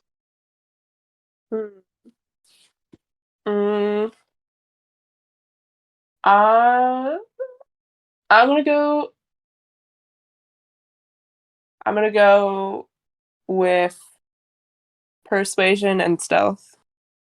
All right. Ooh. I You thought for also sure you'd get- pick nature. Hmm? I thought for sure you'd pick nature because you love talking to plants. At first that was my instinct, but then I was like, well, yeah. I don't know what I was like. I just It's fair. So now here's a much harder one. You get access to what's called magical secrets, which lets you pick 2 spells from any class in the whole game. Good luck with whoa. that. So that you don't have to pick right now, but if like you scroll through the spell list and see something that looks interesting, you can nab it. Okay. Except you, it has to Here's a be question: the- are there any things that you like or have been wanting to do that I maybe could find a spell for? I'm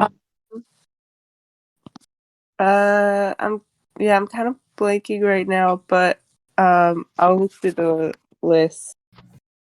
Okay. Yeah, if you think of something, we can add it to be. You get 2 spells from any level from any class list. Okay.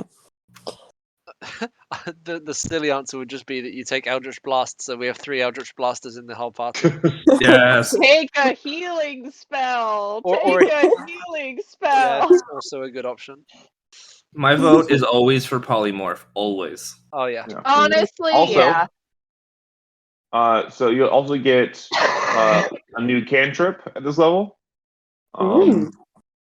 So you can get Mage Hand, Minor Illusion, Message, Prestidigitation, Thunderclap, True Strike, Friends, Blade Ward. Those are the options. Okay. Now, use your cataloged knowledge of what all those do that you already know Yeah. and choose Yeah. one right All now. right. Let me think. I think that Just panic and say True Strike. Amanda likes to be creative. I think that she could get really creative with Prestidigitation or Message. I think that she'd have fun with those. Those are my votes. I was actually going to suggest Minor Illusion. Then. That too. Yeah. Oh, you know what? Good point. Mm. Prestidigitation and Minor Illusion always overlap in my brain because I'm like, They do overlap quite a bit, but Minor Illusion basically lets you make a up to 5-foot 3D hologram. Ooh, that's cool. Yeah, I don't mind that. cool. Okay, and you get 3 more Bard spells. Bard. And you get access to 5th level spells now. Man. So the 5th level spells you can grab are things like Awaken, which we'd already talked about you wanting to use in the bag. Yeah. You can grab Dominate Person if you want to just control somebody completely. You can grab Dream if you want to have a extended Inception episode. You can haunt people with that one. You can legitimately Yeah, haunt you- people. Ooh. Yeah. You can Inception them, and then if you don't like what they're saying, you can just give them nightmares and they take psychic damage. Farmer GG, You do Geas. if you don't love me, no one will. You can do Geas, which allows you to make a magical like contract, and you can be a bard lawyer. And if they break the contract, they start taking tons of damage. Whoa. Greater Restoration allows you to get rid of basically any status effect.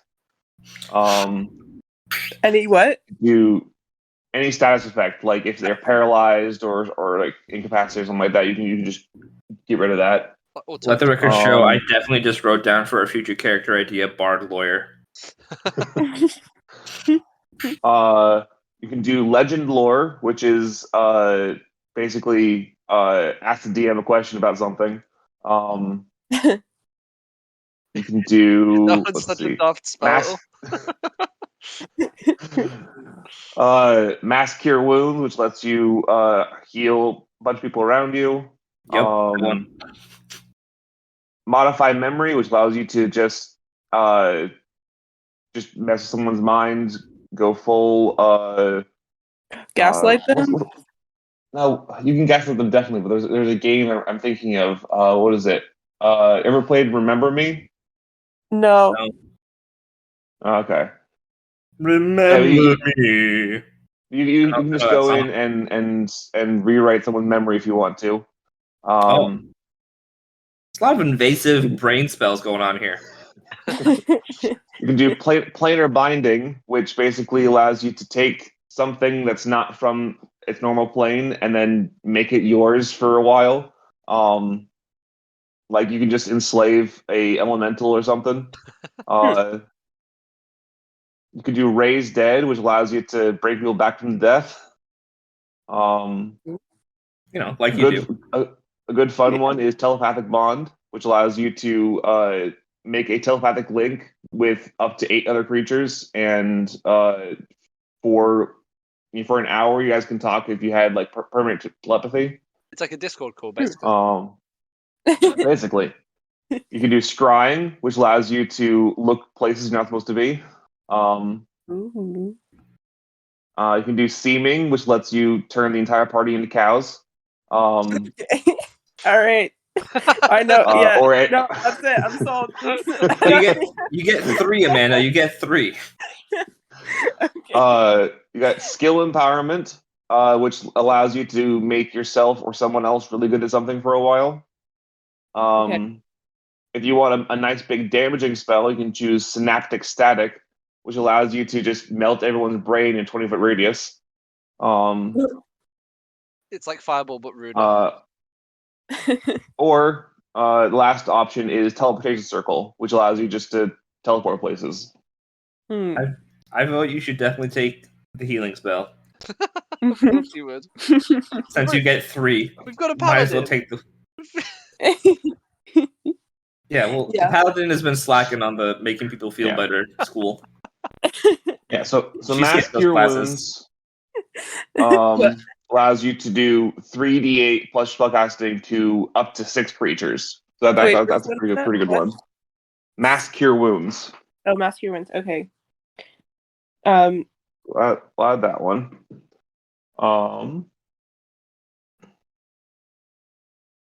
Did you still want to grab Awaken?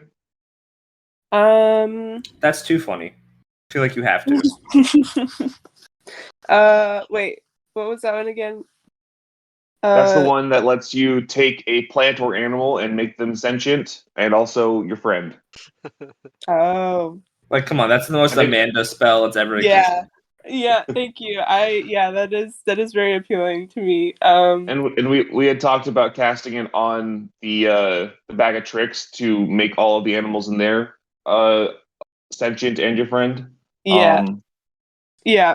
I think Oh, if you're looking for another good damaging spell, you can pick up Animate Objects, which allows you to turn up to 8 gold coins into missiles. All right. Or you can just do whatever else you want to do with animation. You can just make a bunch of objects around you come alive and do your bidding. Okay. Let's see.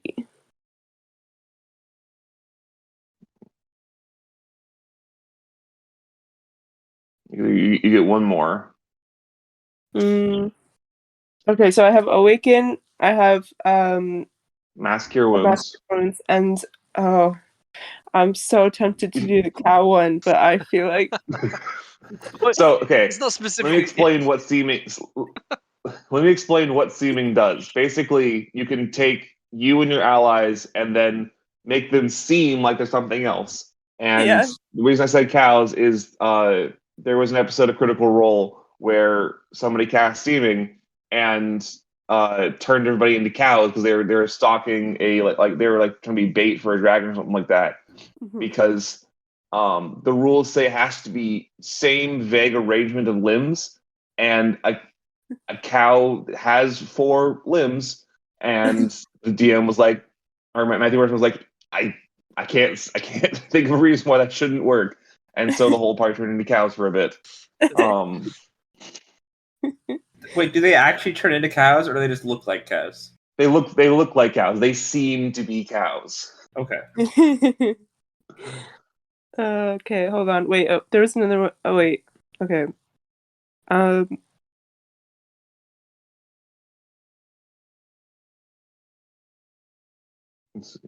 Yeah.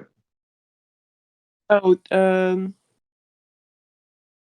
You can also grab another lower level spell if you're interested in doing so, but mm, want um, hmm.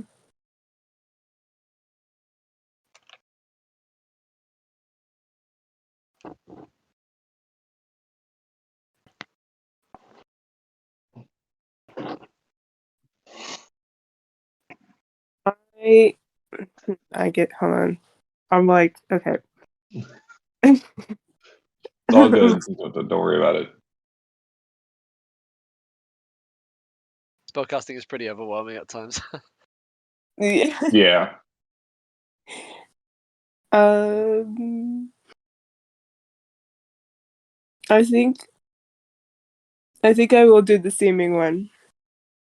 Okay. Quality choice. Yeah, thank you. Sounds good.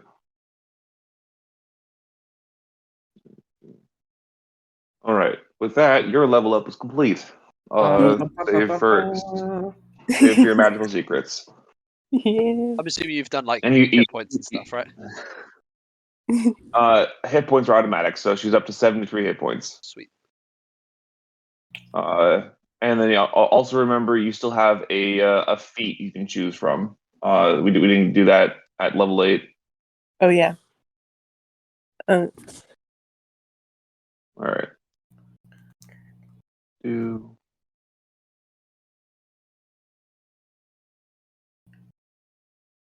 do.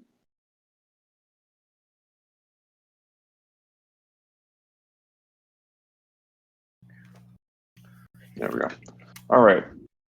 So we'll pick up. I think if I remember correctly, you did want to spend your downtown with GG again. Yeah. Come on, who are we kidding? All Of right. course. So I think I want to imagine you picking up here. You and GG probably. I think you'll find GG working in one of his fields, planting a new row of stuff. Do you want to join him, or do you want to just sit and watch while the big man works? Ooh, creepy. Just, I yeah, I will join him. And yeah. Um I'm trying to think of a good pickup line, but I can't. That's my pickup line. That's what I say to him. I just say it directly. He laughs.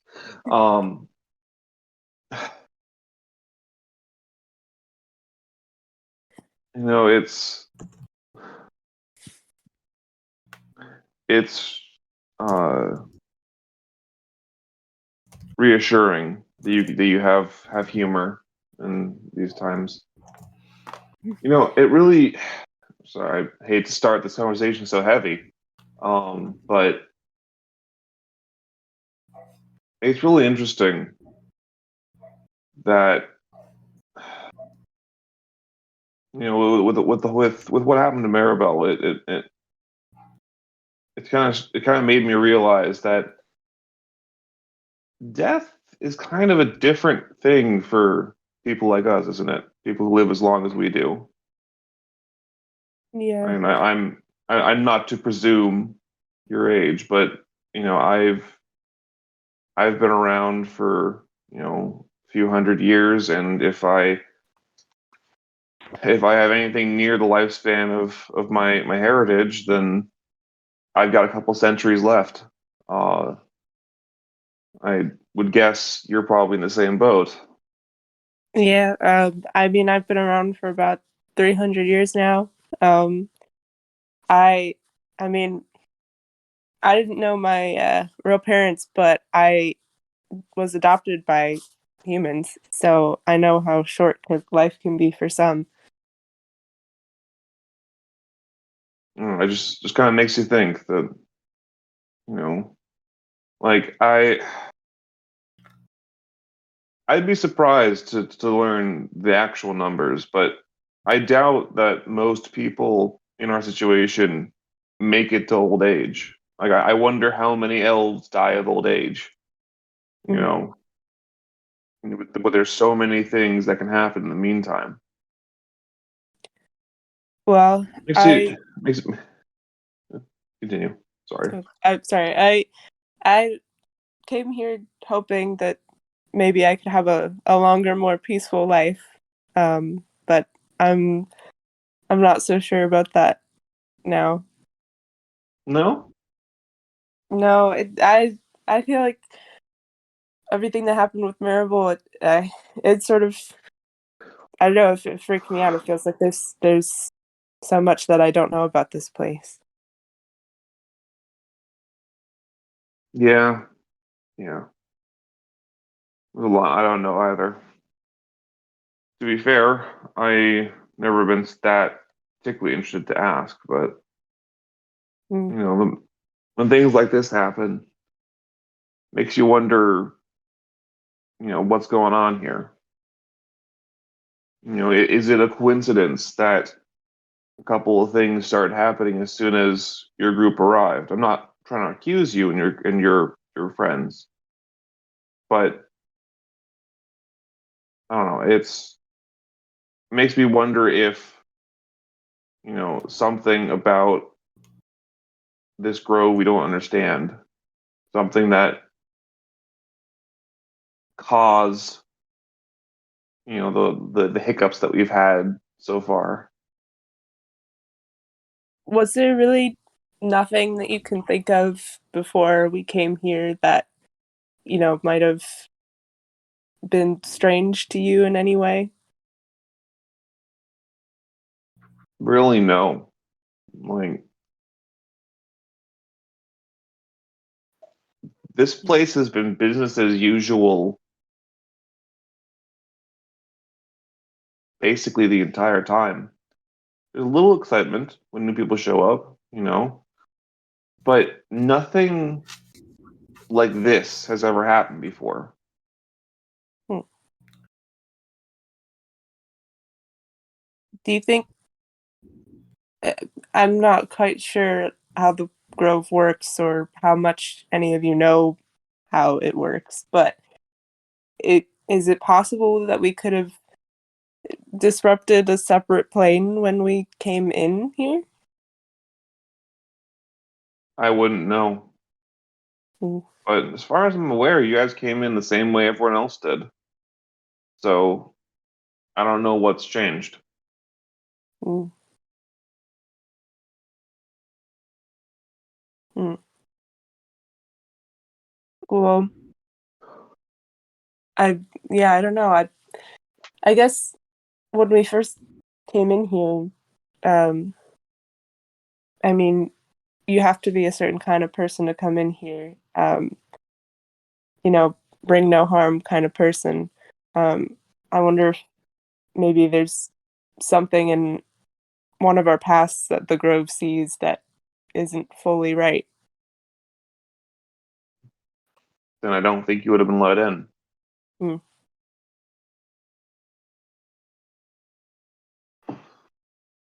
Can I cast the plant? Wait, can I cast Speak with Plants right now? Sure.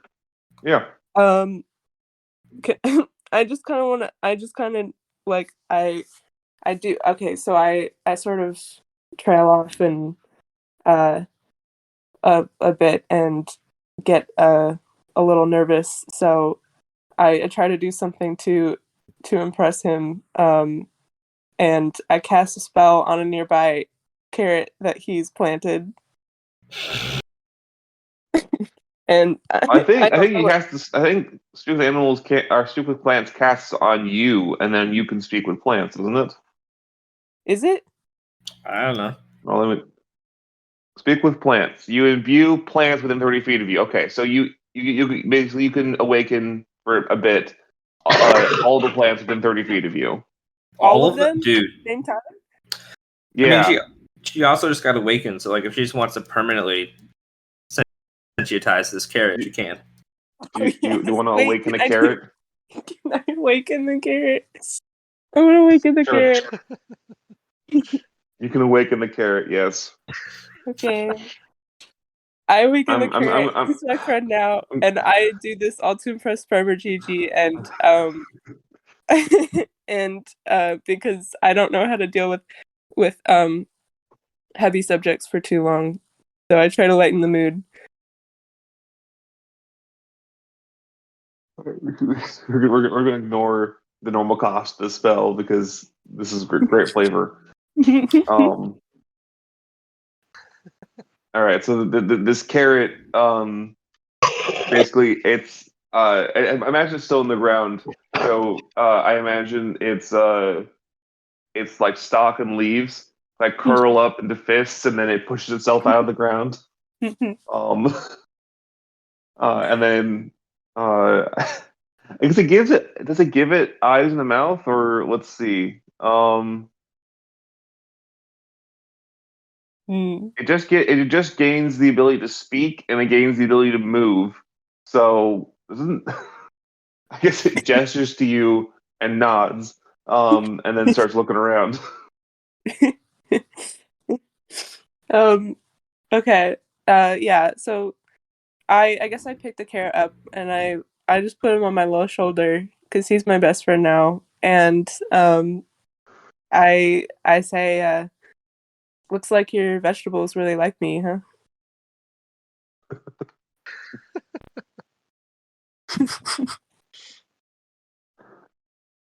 Oh, there's the pickup line. Yeah, there's the pickup line.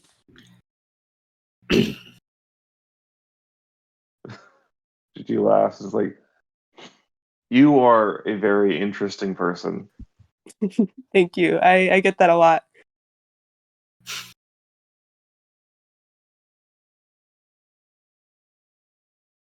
Are you sure interesting is the word you normally get? Yeah. Well, I think weird is a synonym for interesting, right? Sure. Let's go with that. Yeah. Strange, bizarre, all synonyms. Creepy? Farmer Gigi and I inevitably get married. Uh-huh. Imagine that most of the guests at the wedding will be vegetables that I have awakened. No, you know what you're gonna do is use that new spell of yours to make it so that we all appear as these vegetables. Oh yeah. Oh yeah. Yeah. Good, fit the aesthetic.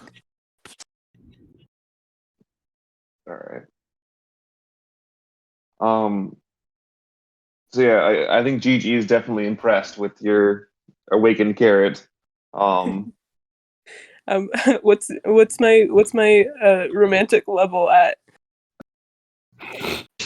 Yeah, well, this is a Bioware game. How many hearts does she have in romance?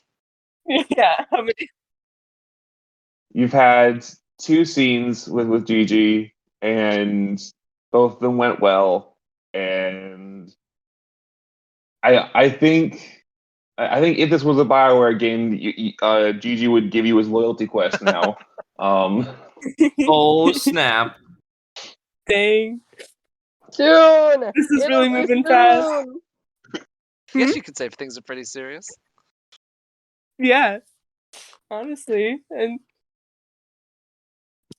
I think how we're gonna close out this scene is it's gonna be like a zoom out fade out of Gigi showing you some of the nature magic that he knows because like you don't farm for a couple years or for 100 years without learning how the plants work. yeah. So I think Gigi's gonna teach you a couple of extra spells, specifically Druidcraft and Mold Earth. Ooh, okay. So I'll add those to your sheet, but they're both cantrips. Druidcraft lets you do a whole bunch of stuff. Let me pull it up so I can let you know. Do so Druidcraft lets you you can make flowers instantly go from a bud to a full flower. You can, do little like puffs of wind and like do little sensory effects. You can lighten and snuff out candles. It's basically the druid's version of prestidigitation, but you can do a lot of like little like harmless naturey stuff is the whole thing. Okay. But I think the specific thing that he's going to show you how to do is the making plants bloom with magic. Okay. And then mold earth lets you basically just shape a 5 foot cube of earth however you would like. You can't do stone or anything super hard, but like regular earth, you can like just with magic excavate it, move it around, turn it into like a set of rows for planting. Okay. Can I like hurl it at people? Doesn't say so, but sure. I'm just thinking, how I can use this in if ever a dire situation occurs. I think the most ridiculous use of mold earth I've ever seen is people making like essentially the deepest hole they possibly can, and then just covering it in twigs and leaves and making someone fall into it. I think that's the. Oh, all right. It would take like 2 hours to set up, and you've got to convince someone to stand in a specific spot. But maybe it would work. Mhm. It also lets you make shapes, colors, or both appear in dirt or stone, spelling out words, creating images, or shaping patterns. I You can- know you how can- she's gonna write her love letters to Gigi now. Yeah. Yeah. Yeah, so I imagine there's going to be a cute scene where he's teaching you how to do these things. Yeah. Maybe he's doing the Question. whole like moving your hands to where they're supposed to be, so you can do No. the Goodness. somatic component. Question. What is the song that plays during this cutscene? I don't know. Give me no one has any good pop songs that are cute would fit here. Something vegetable. Do you have any vegetable themed pop songs? Naturally by Huey Lewis and the News. Wait. Oh yeah. Wait. I didn't. In the beat. No, it's the entire Back to the Future soundtrack. Dun, dun, dun, dun, dun, dun, dun, dun, dun, dun. Okay. He's really committing. Or So I think. I had another song, but it's fine. No one. It doesn't Yeah, matter. no, let's do this song. Do you guys know Flower Girl? Half. Called I can think of two. One is called Honeybee by I think the Steam Powered Giraffes or something, and then one is called Flower Girl by Buttercup Hills. I remember that song. Yeah, I remember that one. The HBO adaptation is going to spend half its budget on music licensing. Don't worry about it. So I think that fades out, and we'll fade back in on you. Probably a different day, because I imagine, because this is over the course of a week, so I imagine you probably spent how many of the 7 days with Gigi? All of them. How all of them? Okay, perfect. Yeah. So I think probably after one of these days, you're walking back to. I think you guys were staying at Maribel's place for the time being, right? Mm-hmm. Until the house is built, yeah. Yeah. Yeah. I think one of these times you get intercepted by Valkyrie. Me? Okay. Or Yeah. Elvis does. Oh Okay. no. Okay. I'm a little startled, so I just sort of stutter my way to hello. Oh, Elvis. I hate to, impede and intrude, but I need help, and I think you be able to convince your friends to be able to, because I need you and your friends' help, and I think you have the highest chance of convincing them. Really? Protects the highest charisma score. Yeah. When Oh you're no, a I'm bard, I know you have really good stats in persuasion. detecting that plus 13 persuasion. Yeah. Oof. Yeah. Um, And just say, I need to find a way to get out of here. I thought I could run away and be safe and be fine, but that letter I received proves to me that that was a mistake. And if I can get out of here, I need to get back to Tira and help. I don't know how. I have a couple ideas but I need help, and I feel that you guys are going to be the most trustworthy to keep this, because I don't want everyone to know. I don't think everyone should know, okay. but I do need help. How within like is the rest of the group in earshot of this, or is this? I wouldn't think so. I think she singled you out because uh I'm basing this off of, actually, you were the one who talked to her at the party. Yeah. And so I think she feels the most comfortable with you because she spent the most time with you. Yeah. So she wants you to relay this to the party to convince them to help her. Okay. Yeah, okay. So I guess I say, well, do you have any? Is there anything that makes you think that that's possible right now? I don't know for certain, but the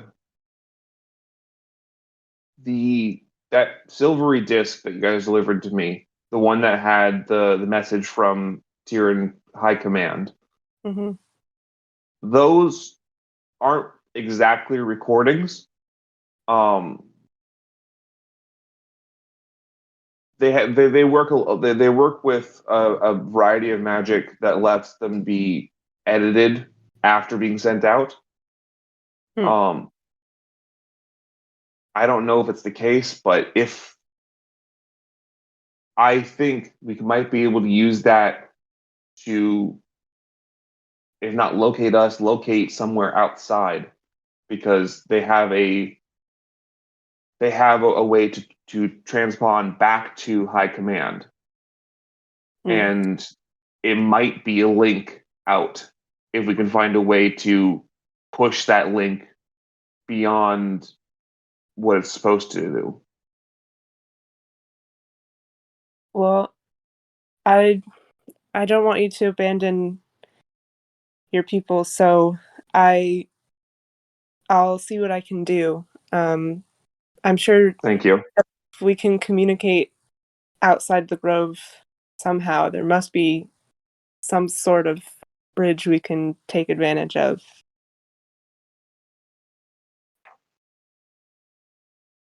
I really hope so. Okay. So then I guess I go back to the group. Should I well,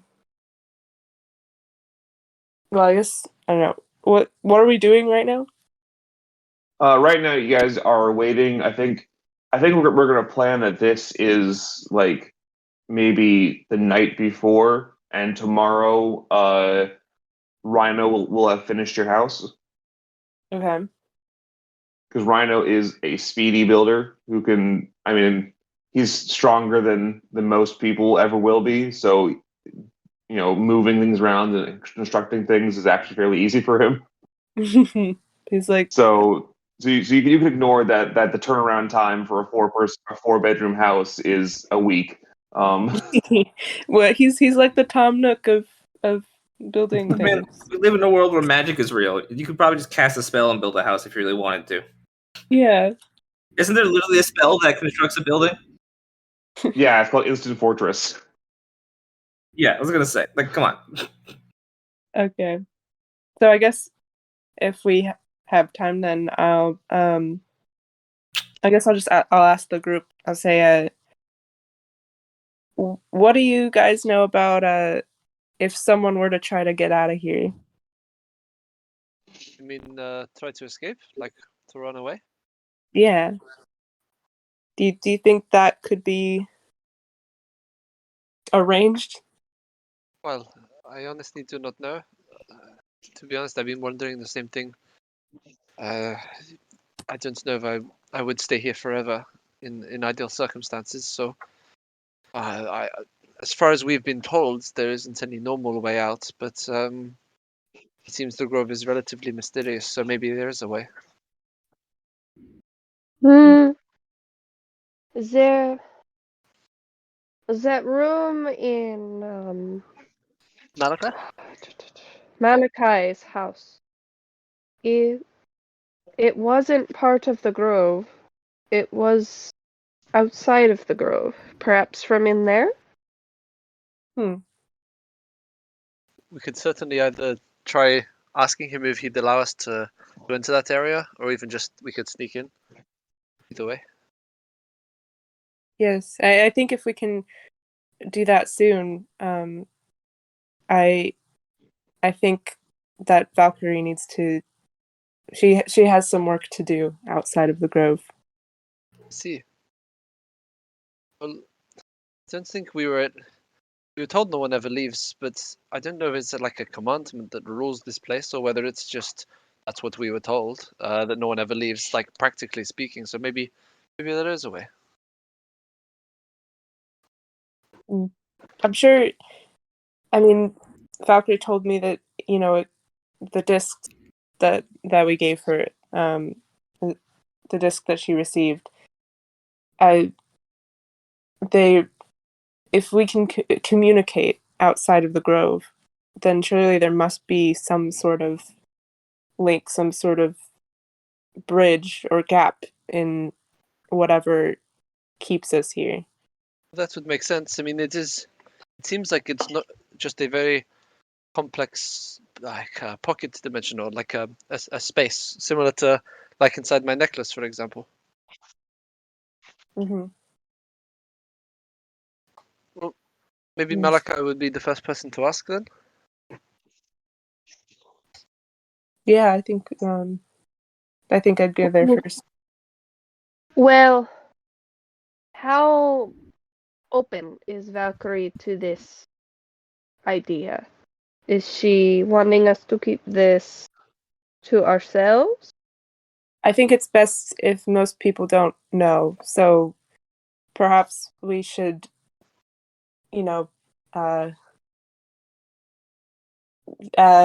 pose it as just a bit of curiosity when we ask Malachi. Hypothetically speaking, how would one escape this inescapable prison that you've made here? Yeah, not because just Hypothetically. I'm not your friend. Look, just hypothetically, I'm asking, just was thinking about it, shower thoughts kind of style, like nothing serious. A friend of a but friend how- asked me to ask this. I have the highest charm here. I can do anything. I I was have saying, 13 That's true. persuasion. even if you roll a 1, that's still a 14. Yeah, exactly. So- So I think I can get away with anything. Wow, hear that? Hear that, DM? Is that a challenge accepted, I hear? Suddenly a boulder appears. You need plus 15 strength to move it. But she still convinces the boulder to move. I'm like, look, you're a very that's a nice boulder right there, but I need you to I have a boomerang in the back. Boulder gets so flattered it leaves embarrassed. All right. So, okay. So, I mean, It's super easy. She casts Awaken on the boulder, compliments it till it's embarrassed, and then it oh, leaves. I see. Oh yeah. That sounds good. I love that we've already created hypothetically this boulder without any approval from the DM. Have any of you guys played Hades? No. No. No, but I'm Best aware of it. There's a character in that game that is a boulder, and he's a good guy. His name is Boldy. Holy. A Boldy. Okay. Yep. Checks out. It is Knowing the rock. It is the rock that Yeah. Sisyphus pushes up a hill continuously. Oh, okay. So Sisyphus put a face on it and gave it a name. I mean, you've got to do this. If you're gonna be doing it for eternity, you may as well enjoy the rock being silly. Yeah. Might as well have a companion, yeah. All right. Well, You told me that Sisyphus Wilson his boulder. Yes. He did Wilson his boulder, and he like awkwardly expects you to talk to it as well. It's very funny. It's a good game. Highly recommend. Excited for the sequel. all right. Wow. Well, yes. I mean, we could certainly start with Malachi. I can't promise that he'll know what we're doing or understand or be able to help, but maybe this will be a good start anyway. Hmm. Can anyone else think of any other maybe magic users in this place that might be, understanding of what this is? There's maybe Mombara. Hella like very uncomfortable for this conversation. Just throwing that out there. Looks very shifty in the corner. Hey, Hella. It's Everything okay? Hmm? You're looking shiftier than usual.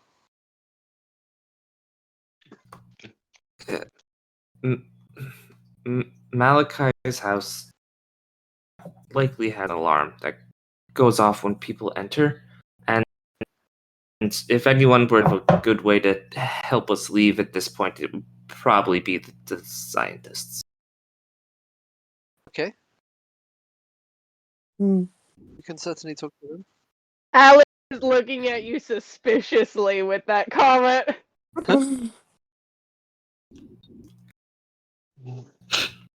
So okay, so we still want to approach Malachi like friends, like just curious about how we can hypothetically leave this hypothetical place.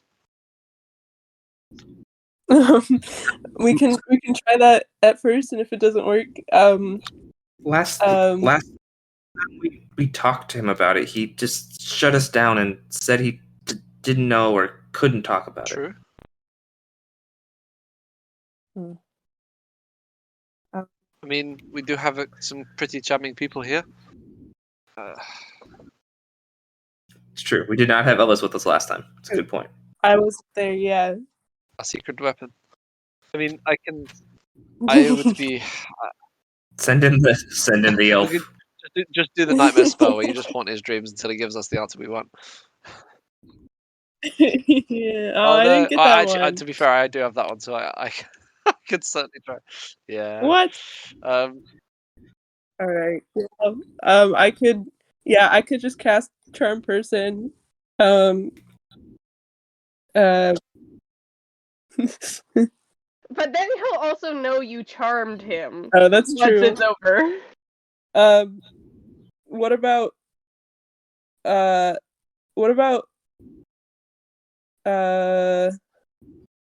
like Zone of Truth? I guess that doesn't really make that. Does that? It doesn't make them like, tell you the truth. It just makes them not lie. No, it makes them tell the truth. Okay. But basically, the way Zone of Truth works is, yeah, they have to. Basically, they can't answer in a lie. Basically, if they try to lie, then that lie gets stuck in their throat. However, it does not prevent people from like giving vague or obscure answers. As long as they're not directly lying, then Zone of Truth Also just doesn't hold your care. breath. I Okay. just refuse to say anything. Yeah. Yeah. Yeah, I guess so. Spellcasters hate this one trick.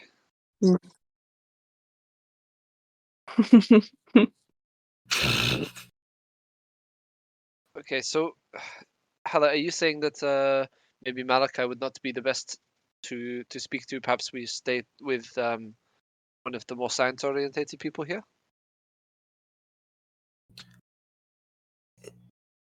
I just think he wouldn't be particularly open to discussing. I suppose the more science people would be open to hypotheticals. Maybe that's our first port of call. But again, if we are looking for subtlety, I wonder if there's a way of approaching this that is more subtle. You know, I appreciate the yeah. idea of asking Yeah. a friend of a friend, but I think even to hint that even if it came across like we were looking to leave the grove, this could potentially offend or cause some concerns, or people might take it the wrong way. So we'd have to choose our words very carefully. Do that. Choose the words very carefully, Elvis. You can't just say whatever you want and roll. What do you mean? I can't just swing it? Okay. DM, I'd like to persuade Hella that we can just wing it. Yeah. Dang, you got me. Plus persuasion. All right. What about I'm sorry, I'm blanking on her name, David. What the best Kalatan is it? Is she the best mage here? Probably. You would guess she's probably one of the strongest. I mean, just from a natural standpoint, Yanti augurs are naturally Yeah. incredibly strong. So you would guess that she's probably one of the strongest, Okay. if not the I mean, we strongest. could always talk to her. Perhaps she might know a little more. Might be willing to share something with us. I spent a couple of days with her earlier this week, so maybe she'd be happy to kind of give us a bit of an idea. Our DM, meanwhile, like I tried to give them this plot hook. The Oh, DM, you guys have pitched up nicely. I appreciate that. So unless anything else you guys want to talk about, I think we're going to go to sleep and then wake up next morning for your guys' All house. right. Bum, bum, bum. But first, I think it'll be all the same. All of you wake up with kind of a really bad headache, like a really bad pressure headache. Like you feel all of your heads feel like there's just like really big pressure pushing everything in. And I think most of you will probably remember, because especially in the morning, that pressure started during your dreams the previous night. Like there wasn't any. I don't know. There wasn't anything specific about the dreams themselves. Like they're probably just whatever you guys are dreaming about.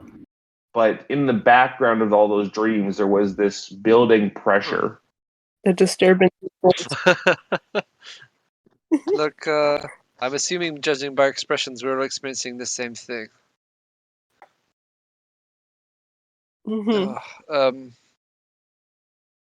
I suppose healing won't help this situation.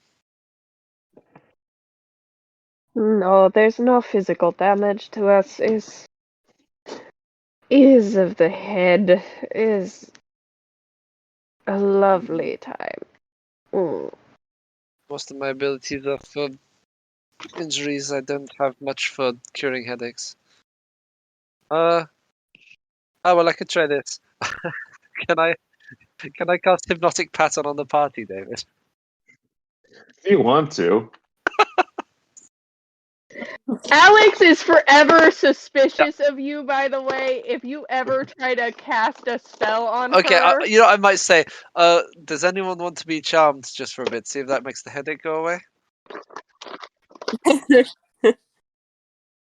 Alex just glares at you and just slow I think- shake of the head. I think that'll be unnecessary. I think over about an hour while you guys are waking up, the pressure starts to. I don't know if it decreases, but you guys get used to it, and it starts to fade in the background a bit. So if it's not an actual like damage, then I guess mass cure wounds won't do anything. No, I don't think it will. No. Okay. Mm. Well, that's perhaps we're staying at. Is anyone else in the house with us at the moment, or is it just Maribel's. Yeah, is it just the four of us, or is she up and around? She's probably already up and already making something. Okay, I'd like to go and just quickly check in with her, if that's all right. Yeah. Mirabelle, you didn't happen to wake up with a really peculiar headache, did you? Oh, I mean, maybe a little bit. I kind of assumed it was from the being pretty close to dead recently. I've kind of been feeling a little bit of headache all this week. Yeah, so I mean, it could be related to death. I did not know. I've never been dead before, but okay, good to know. That you know of. Oh yeah, true.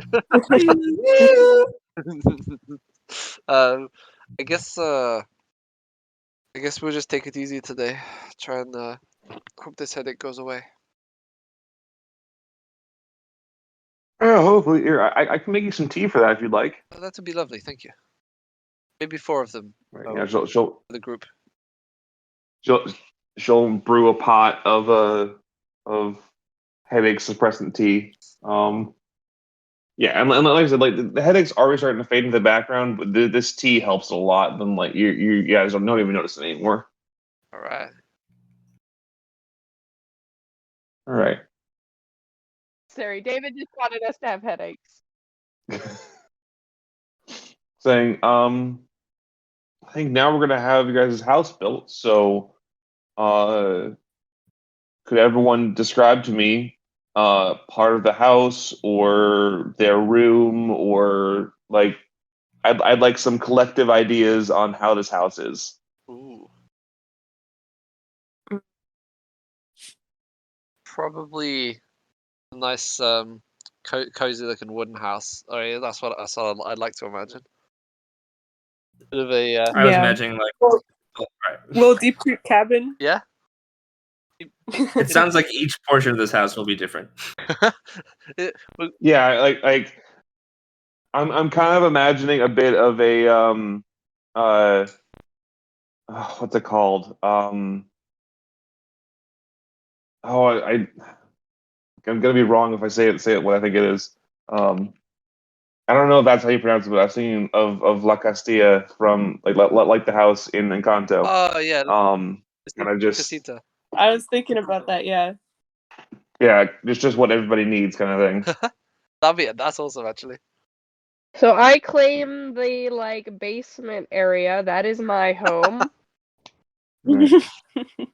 Like, if you can think of in so many old style movies where you have the entrance to the basement actually on the outside where it's those two like plank mean the doors cellar? you have to pull up. Yeah, like the cellar.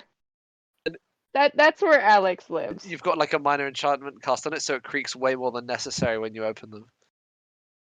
Yeah. That way I know if someone's trying to break into my room. I'd like to imagine Jalen has like the most bare bones empty room because he tends to sleep and keep all his belongings inside the necklace. So it's just like not even functional. It's just nothing. There's no bed. It's just nothing. Hella's room has lots of big windows for natural sunlight and like sandstone tiles and like kind of like stone walls as well, and like lots of tall bookshelves. Wait, okay, so if this is So is this like an Encanto thing where it's like, can it like it's like a bigger on the inside sort of situation?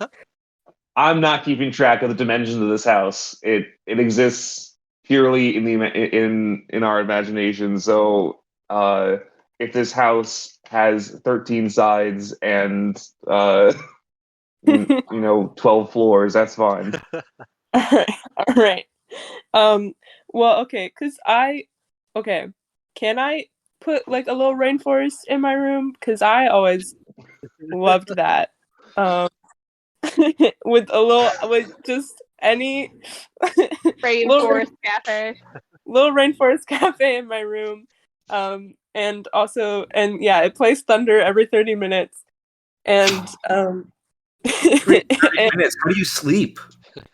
well, that's just that's just the nature of Rainforest Cafe, I don't think there's even a rainforest on this continent. I imagine that your awakened carrot is a little in a little barista outfit. Yes, little Rainforest Cafe, and there's like since I'm a bard, and there's like a little art studio in the corner, yeah, it's a big Rainforest Cafe with a little art studio in it. I'm starting to think there's a little more Amanda creeping into this room than there is Elvis. You know what? That's not your. Hold on, it's her first D&D character. It can be a self-insert. It's fine. I was just giving her a hard time. It's fine. I'm just saying, like, I haven't heard Elvis mention art yet, but Amanda's like, oh, and there's an art studio in the corner. Wait, since bards are creative, I just figured I do have I haven't used it yet, but I do have like what's it called? I can like animate. One of my animate things is like a paintbrush. Yeah. She can be Mickey Mouse from that Ink game that they came out with on the DS. Yeah. It was on the Wii. It was on the Wii?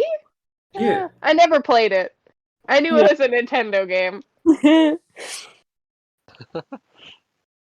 I basically live in a pineapple under the sea. Wow, this just keeps evolving.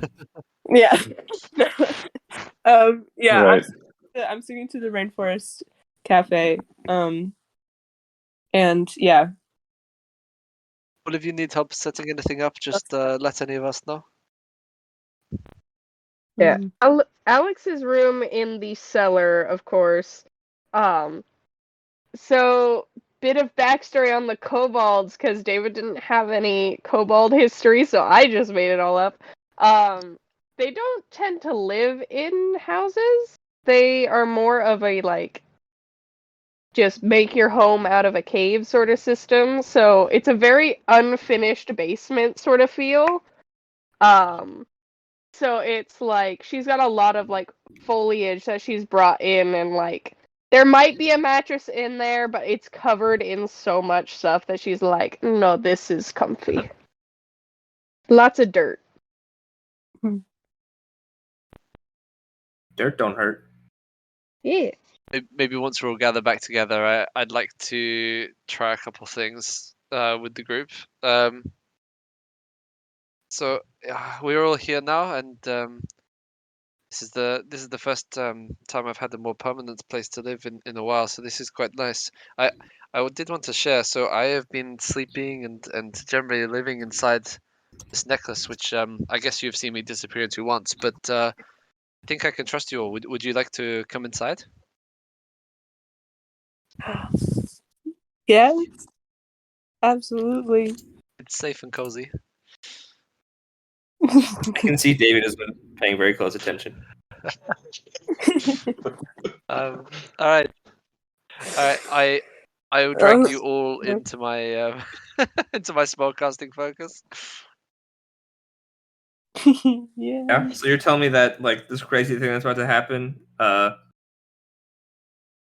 Alex is just like, sure, I'll go into your tiny crystal. Is suspicious, but the fact is that everyone is like, oh yeah, okay, so she's gotta make sure that y'all are safe. So she's begrudgingly like, all right, fine, whatever. I'm just happy to be a part of this. Okay, yeah. It says I can choose up to 5 willing creatures. Absolutely. So yeah. As long as you're willing, it just automatically happens.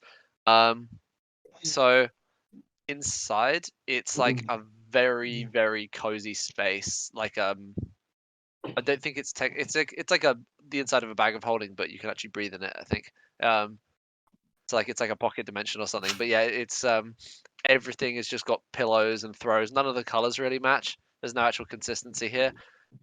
Maybe some of it's stolen. Who knows?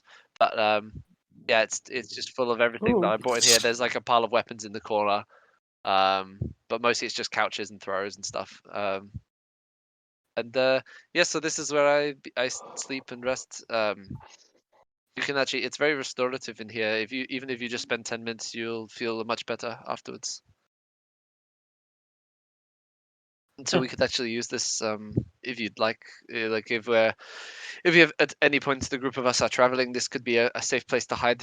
As long as I make sure the necklace is just safe in a bush or under a rock or something, we can all hide in here for a while. Yeah, we pop out and it's like, where are we? It's like some pawn shop. Oh no! Like 5 days later. Yeah.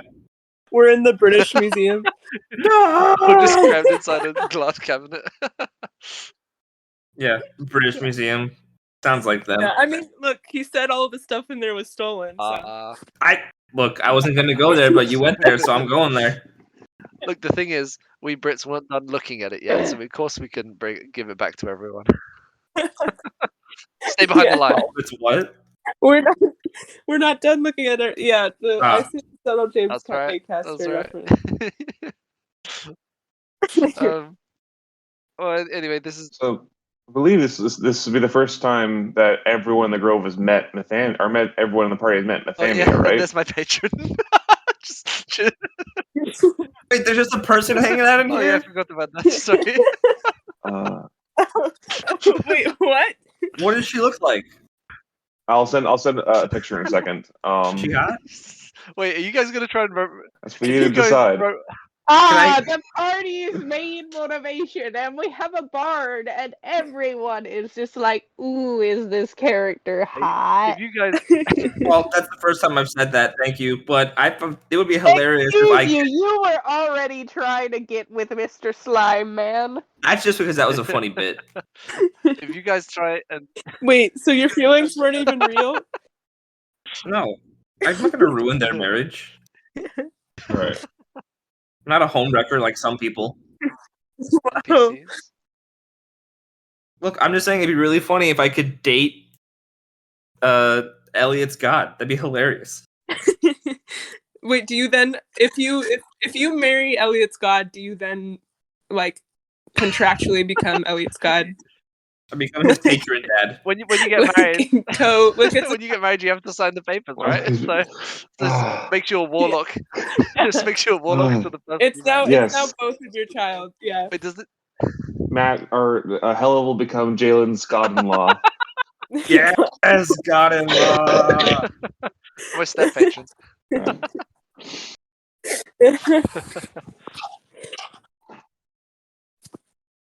This I mean, is like- Nathania the Djinn. She doesn't have legs, but like I'm part Jinn. You know what I mean? Like it could work out. I'm like Technically, you're part Ifrit. Oh, isn't that a type of Jinn? It's related to Jinns. It's fire type Jinns. Okay, I see. So Jinns are a specific element. They're not just like a type of spirit. Yeah, Jinns are air. Isn't it like Jinns and Undines and like gnomes or something? No, gnomes are a race. My favorite elemental gnomes. Types of Jinn. Those tricky elemental gnomes, man, always causing problems. Earth, Heckin' Fire. gnomes. water, gnome. Type. Yeah, so the Tao is earth, the Jinn is air, the Ifrit is fire, and the Marid is water. All right, I've heard of 2 of those. So anyway, hi everybody. This is my patron. Mithania, say, I don't know. Wait, you guys can see her, right? I'm not insane.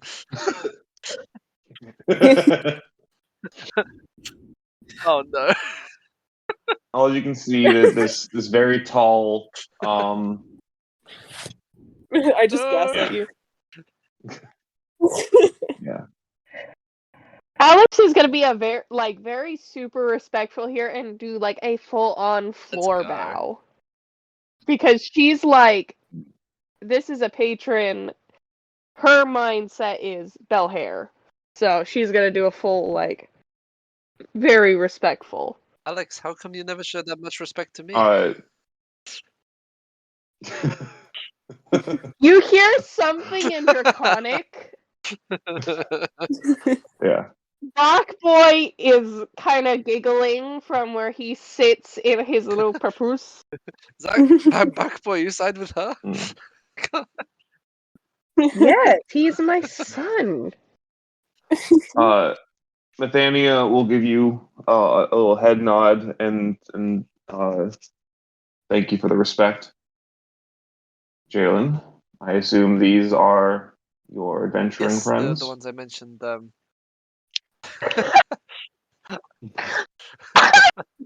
just sounded like someone's mom who is like really disappointed, but has to remain That's kind of how the calm. relationship has been, to be fair. Like trying to make me be a better person. I'm like, oh, I don't know. It seems tricky. Oh, you finally have friends, huh? Yes, these are these. Is there anything I can help you Oh with? no, I just thought they might like to meet you and perhaps see this space where I've been living for a while. And yeah, Fair. you said that I was ready to bring some people in, so that is what I've done. But no, it's I don't want to make it awkward. I can go. It's fine. It's cool. No, you are more than allowed to use this space. you. I just wish to be helpful if I Sure. can. Well, yeah, I suppose everybody, this is this is my patron. This is how I can do all the things I can do.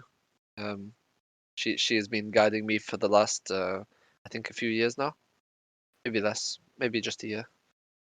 And she told me I should start heading for this place, for the Grove, because there was people that needed my help, and so I suppose so far we have helped a few people already, and maybe more to come.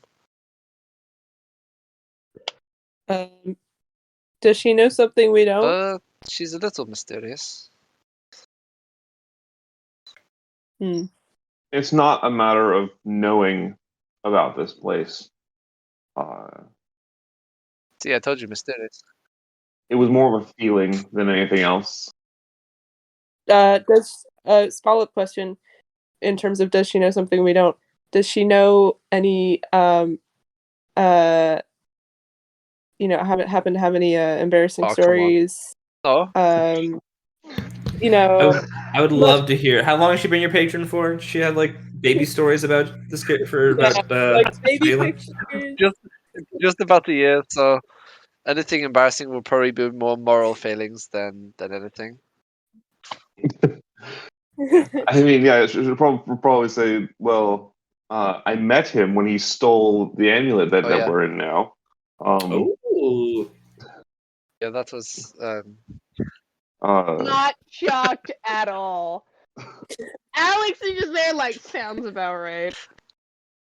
I would have put it back if. No, I wouldn't have put it back. But the important thing is, it's all worked out, and we're here now. Well, I, for one, don't know how you could possibly steal anything. I think that's, frankly, a horrible thing to do, and you should be ashamed of yourself. And I, like, hide my boomerang in my pants. And then looks at you, too, like, uh-huh. I think did all three of us steal like our main thing? Because I I definitely don't think Alex did. Everyone except Alex. Nothing. Alex did nothing wrong in her life. Straight A Well, student. maybe we can bond over things we've stolen later. But anyway, I just thought I'd show you this space. Alex, I'm sure you'll have some cool rebellious story to share with us of something you did wrong at school. What is school? Oh no. See, no, that's the problem. She That is ditched why you school. don't dump intelligence. It happens every single time. Alex will just so lightly claw your foot just a little bit. Just Jalen enough has the same. Jalen has the same intelligence as Alex. Yeah. Well, it takes one to know one. It takes a party member who dumps intelligence to know a party member who dumps intelligence. In fact, the only person here who didn't dump intelligence was Hella. Hello reads is a hobby, so Makes I sense. totally hope he has smartness going on. Listen, Alex lived in a commune up in the mountains. There wasn't much schooling to be had. There was just learning of Belhair. Yeah. And I would say charisma is a pretty good form of intelligence. Emotional Exactly. intelligence. Yeah, hey, look. Emotional intelligence. Well, that's debatable, but you know, it's an aspect. It takes some Yes. skill. Well, anyway, I'll kick you all out of the place now. Oh no. But the one other thing I wanted to share with you was I have a way of being able to protect you if any of you get severely injured. I may be able to help save you in a moment, but to do that you need to sign my book. I wish I was joking, but I just need your signatures. It'll only take a second. No, this is not a pyramid scheme. Is there like text that I can read above this signature that tells me what kind of contract it is? Just a blank What's the fine page print? on my book. Is there Oh, you can invisible write ink? it in invisible ink if you want. I'm fairly sure it will still work.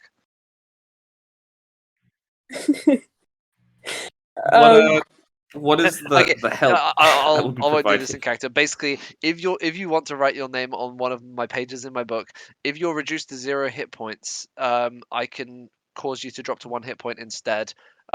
This can only happen once per long rest for me, so like, it can't be done over and over again. But just for the first person in our party who drops to 0, I can basically make you drop to 1 instead. Yeah. This is like reverse Yeah, Death Yeah, Note? it's reverse Death Note. A little bit. It's called Yeah. Life Sketchpad or something. Yeah. The life etch a sketch. I mean, yeah, that's the mechanic. It's something I picked up earlier, but I haven't actually needed or been able to use it yet because I haven't asked any of you to write your name. So if this is something, if you trust Jalen enough that he's not lying, then go for it. I feel like this is that last comment was a drag at Alex, who is actually going to refuse it, but not because she doesn't trust you. She's even going to say no, I am here to protect all of you. If I fall, Okay. I fall. I'll put the Alright. I'll put the thing in there.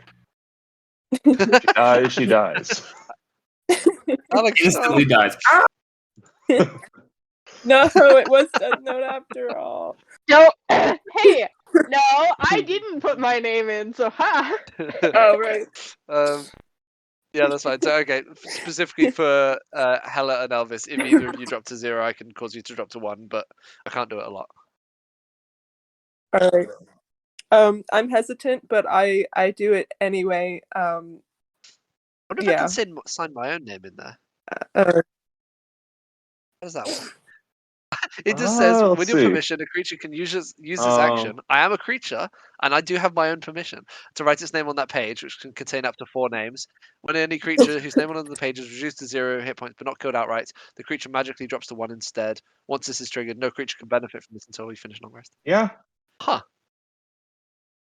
Yeah, so you can write your own I'll name sign in my there. own book. The joys of being a celebrity. Honestly, it's a pretty great invocation. It's just Yep. free death ward for Yeah, like, without for no investing cost. it's not even reaction based or like site based. So like it's kind of crazy Yeah. in that way. Yeah, what I think is cool about it is that there's no like limit to where someone Yes. is when it triggers. Like you could be on an entirely other plane of existence, Yeah, it'll still work. I think Genie Warlocks honestly might be one of the most powerful. It's just kind of ridiculous some of the abilities they get. I know this isn't even Genie Warlock specific, but it's still amazing.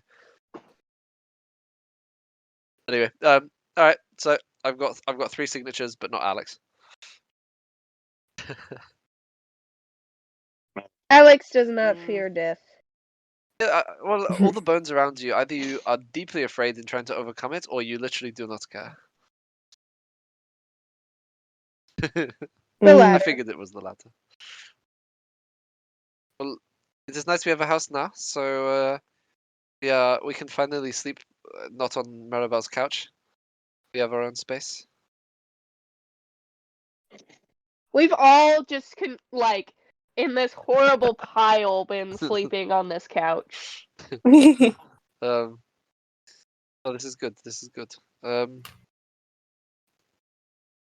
right. Well, I suppose we could go and try and speak to one of the magical members of this place, just to maybe get a better idea of what options are there for those that would wish to leave.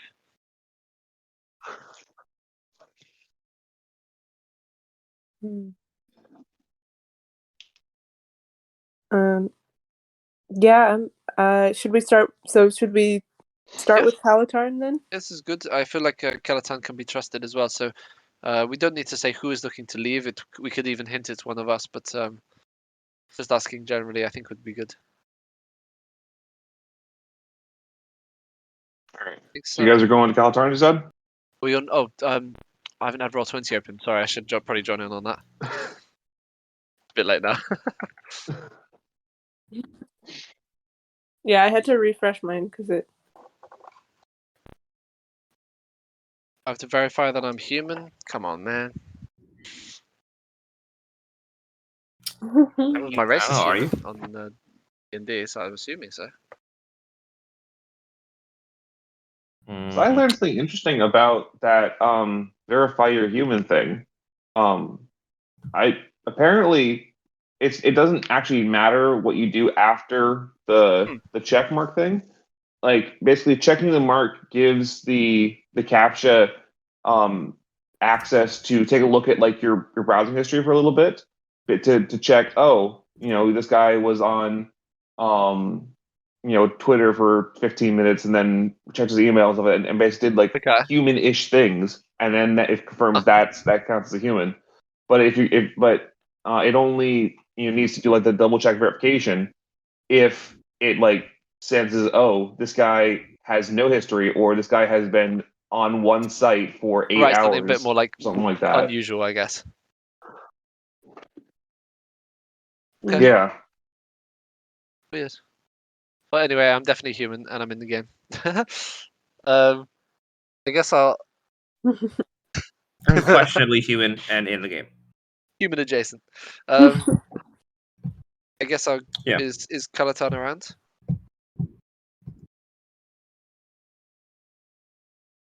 Yeah, I think she's in her study working on her Okay. her book as I'll sort of usual.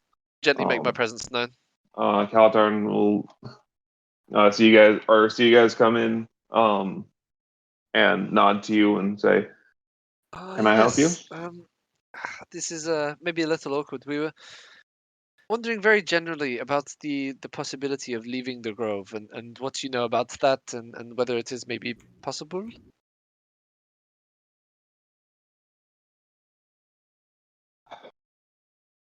I'll be honest, I haven't put that much research into that yet. I intended to finish my ritual before beginning that process.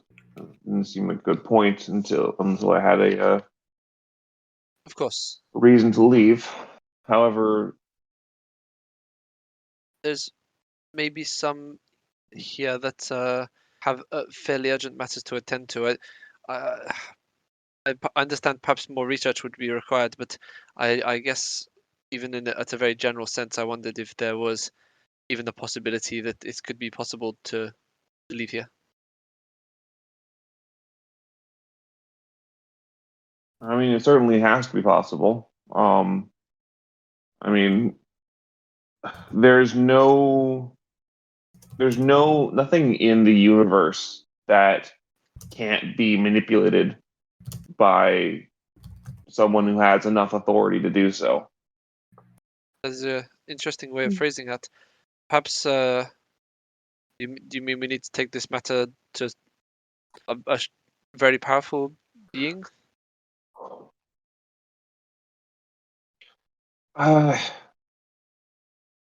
maybe. Authority is a weird thing in the cosmos.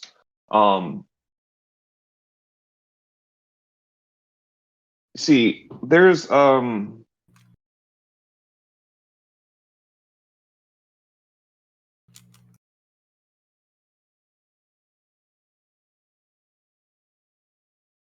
you aware of the plane of existence called Mechanus? I don't think Jalen would. I don't think Jalen would Do I be need to just roll for straight that? up. I don't think. I think I'd also. Yeah, if you guys want to Hella roll, would probably know. if you want to roll religion, you can learn about that. I don't think any of you would Can be I- can I- directly familiar with it. I've read a lot of books. By def- Can I do the I'll old? do the Can I roll. do the old help action for I got a Hella? 13. I got Sure. 21. Damn. Are you helping me out? Cool. I got 11 because I Alright. cannot roll a religion check to save my Hey. life. 24. All right, yeah. Both Elvis and Hella, you guys know quite a lot about Mechanus. Mechanus is the plane of law. Basically, in the multiverse, there is one plane for each of the cardinal alignments, and then there's also like planes in between them. But basically, outside of the elemental planes and the astral plane, they're basically the planes out there all fall somewhere on their natural alignment. Mechanus is the plane of law, and as such, everything there goes in order.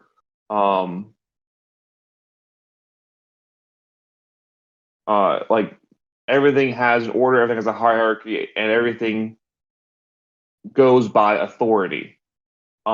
And that state in Mechanus actually extends past Mechanus itself, to the point that it's become a fact of the entire multiverse that authority allows you to do things.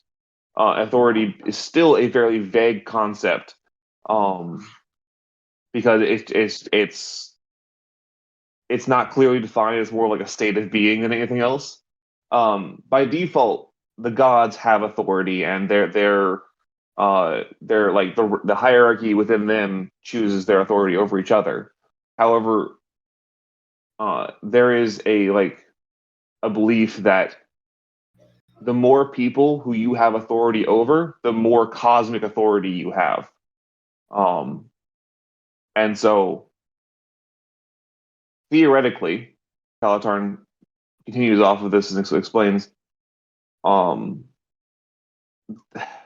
if you had someone who had enough authority, they could manipulate things that normally they shouldn't. Do we just need to find someone who has a lot of power in this place, or even outside of it? Theoretically, yeah. You need to find someone with more authority than whoever made this place or whatever made this place. Do you think someone like that exists within the Grove?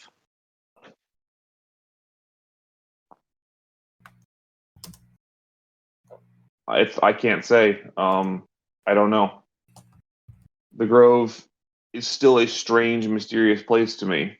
I haven't put as much effort into investigating that as I have my other tasks here. Thank you. Anyway, perhaps we should be on the lookout for someone with authority.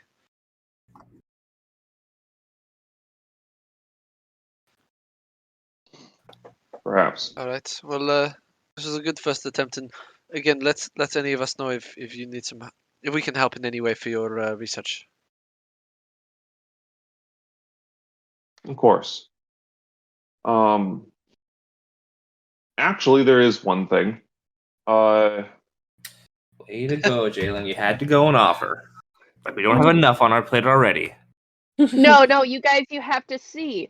The way we're doing this is technically Calatarn could find us a way out. However, we had to do this side quest for her, which is going to lead to we had to do another side quest for someone else. So, Callahan says, David, like, oh no, they caught on. It's like they're learning.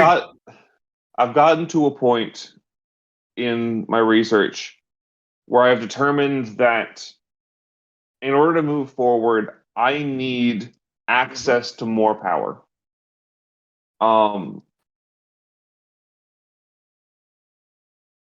Unfortunately, I haven't gotten far enough to be able, because my original intent was to be able to raise myself to the level of an anathema.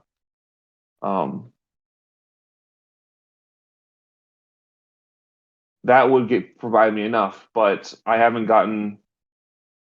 I can't change the ritual to that point yet. However, if I had someone of equal power to me, another augur equivalent, I think I'd have enough power in order to do Is there this. one like that of that power equivalent So- in the Grove? I'm not sure. I've been a bit of a recluse since arriving here. So if someone here has the power available, or if you can find a way to, bring together enough magical energy to do this, then I'd be able to, continue with my ritual and even help you out even more if I could. The other option, I don't make this lightly, but it's something to consider.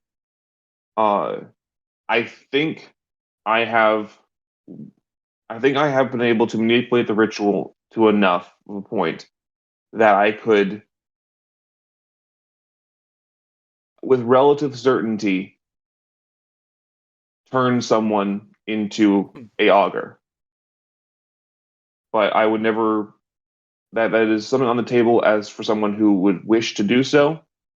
I would never ask or request that anyone take this with unwillingly. Just perhaps by way of as a reminder of, or for those that are unaware, this would be sacrificing your body in a way, right?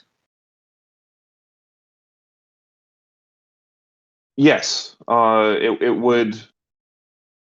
The ritual would transform your body and soul into a form like mine. At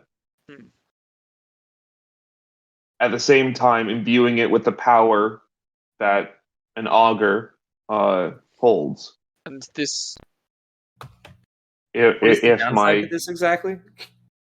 the downside is that you have to change your race, and that there may be other consequences I haven't decided on yet. But yeah, the basic thing is, if someone takes this offer, then they'll be turned into a Yuan-ti augur. What do you want, Ryan? You say I'm busy. Okay. And depending on how we play it, this could be someone becomes an NPC because I'm not sure I want a player having that level of power, because just a little bit out of game here. Calatarn is like level 15 effectively. Huh. And that's like that's like her base power, and she has her other Yuan-Ti abilities on top of that. So depending on how it goes, if one of you guys wanted to do this, we could potentially work a way for it to be like mechanically fine for you to stay in the party kind of thing. But the main issue is the main issue is the moral and or like is your humanity equivalent worth this? I like my character too much. Is there perhaps another way where I think between all of us we are a relatively powerful group of people? Is there a way that we could try and match that power level, just spread across multiple people, spread across all of us here? Or is it Can we send you all of our energy kind for of, the spirit yes, box? It's possible, but the more people it is split across, the more difficult it is to focus that energy into a single thing. If we can find a way to focus that much energy, then yes. But because part of magic is intent, and the more variety there is in the intent of a group, the more difficult things become. I see. Right, well, this is certainly some food for thought. So we'll try and think of a way we can help. I guess if we keep trying to gain more power, at least, and perhaps if it turns out someone in the grove is holding on to more power than they are letting on, then maybe we could work with someone like that. Perhaps. I mean, I've never done a beam struggle in D&D, so I don't know if that's I don't know if that would be something pretty fun. Everyone casting Moonbeam into the middle, just see what That's happens. I do thank you for your help, and we will bear this in mind.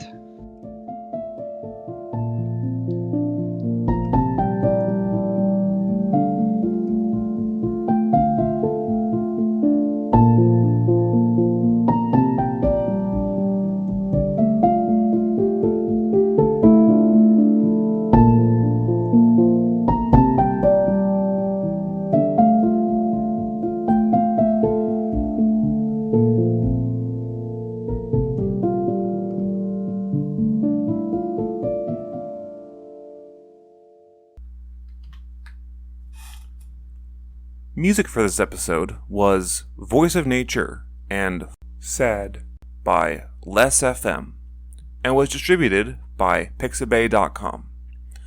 Thank you for listening to this episode of The Grove. If you enjoyed this episode, you can subscribe to our YouTube channel to find more episodes and other Grove-related content.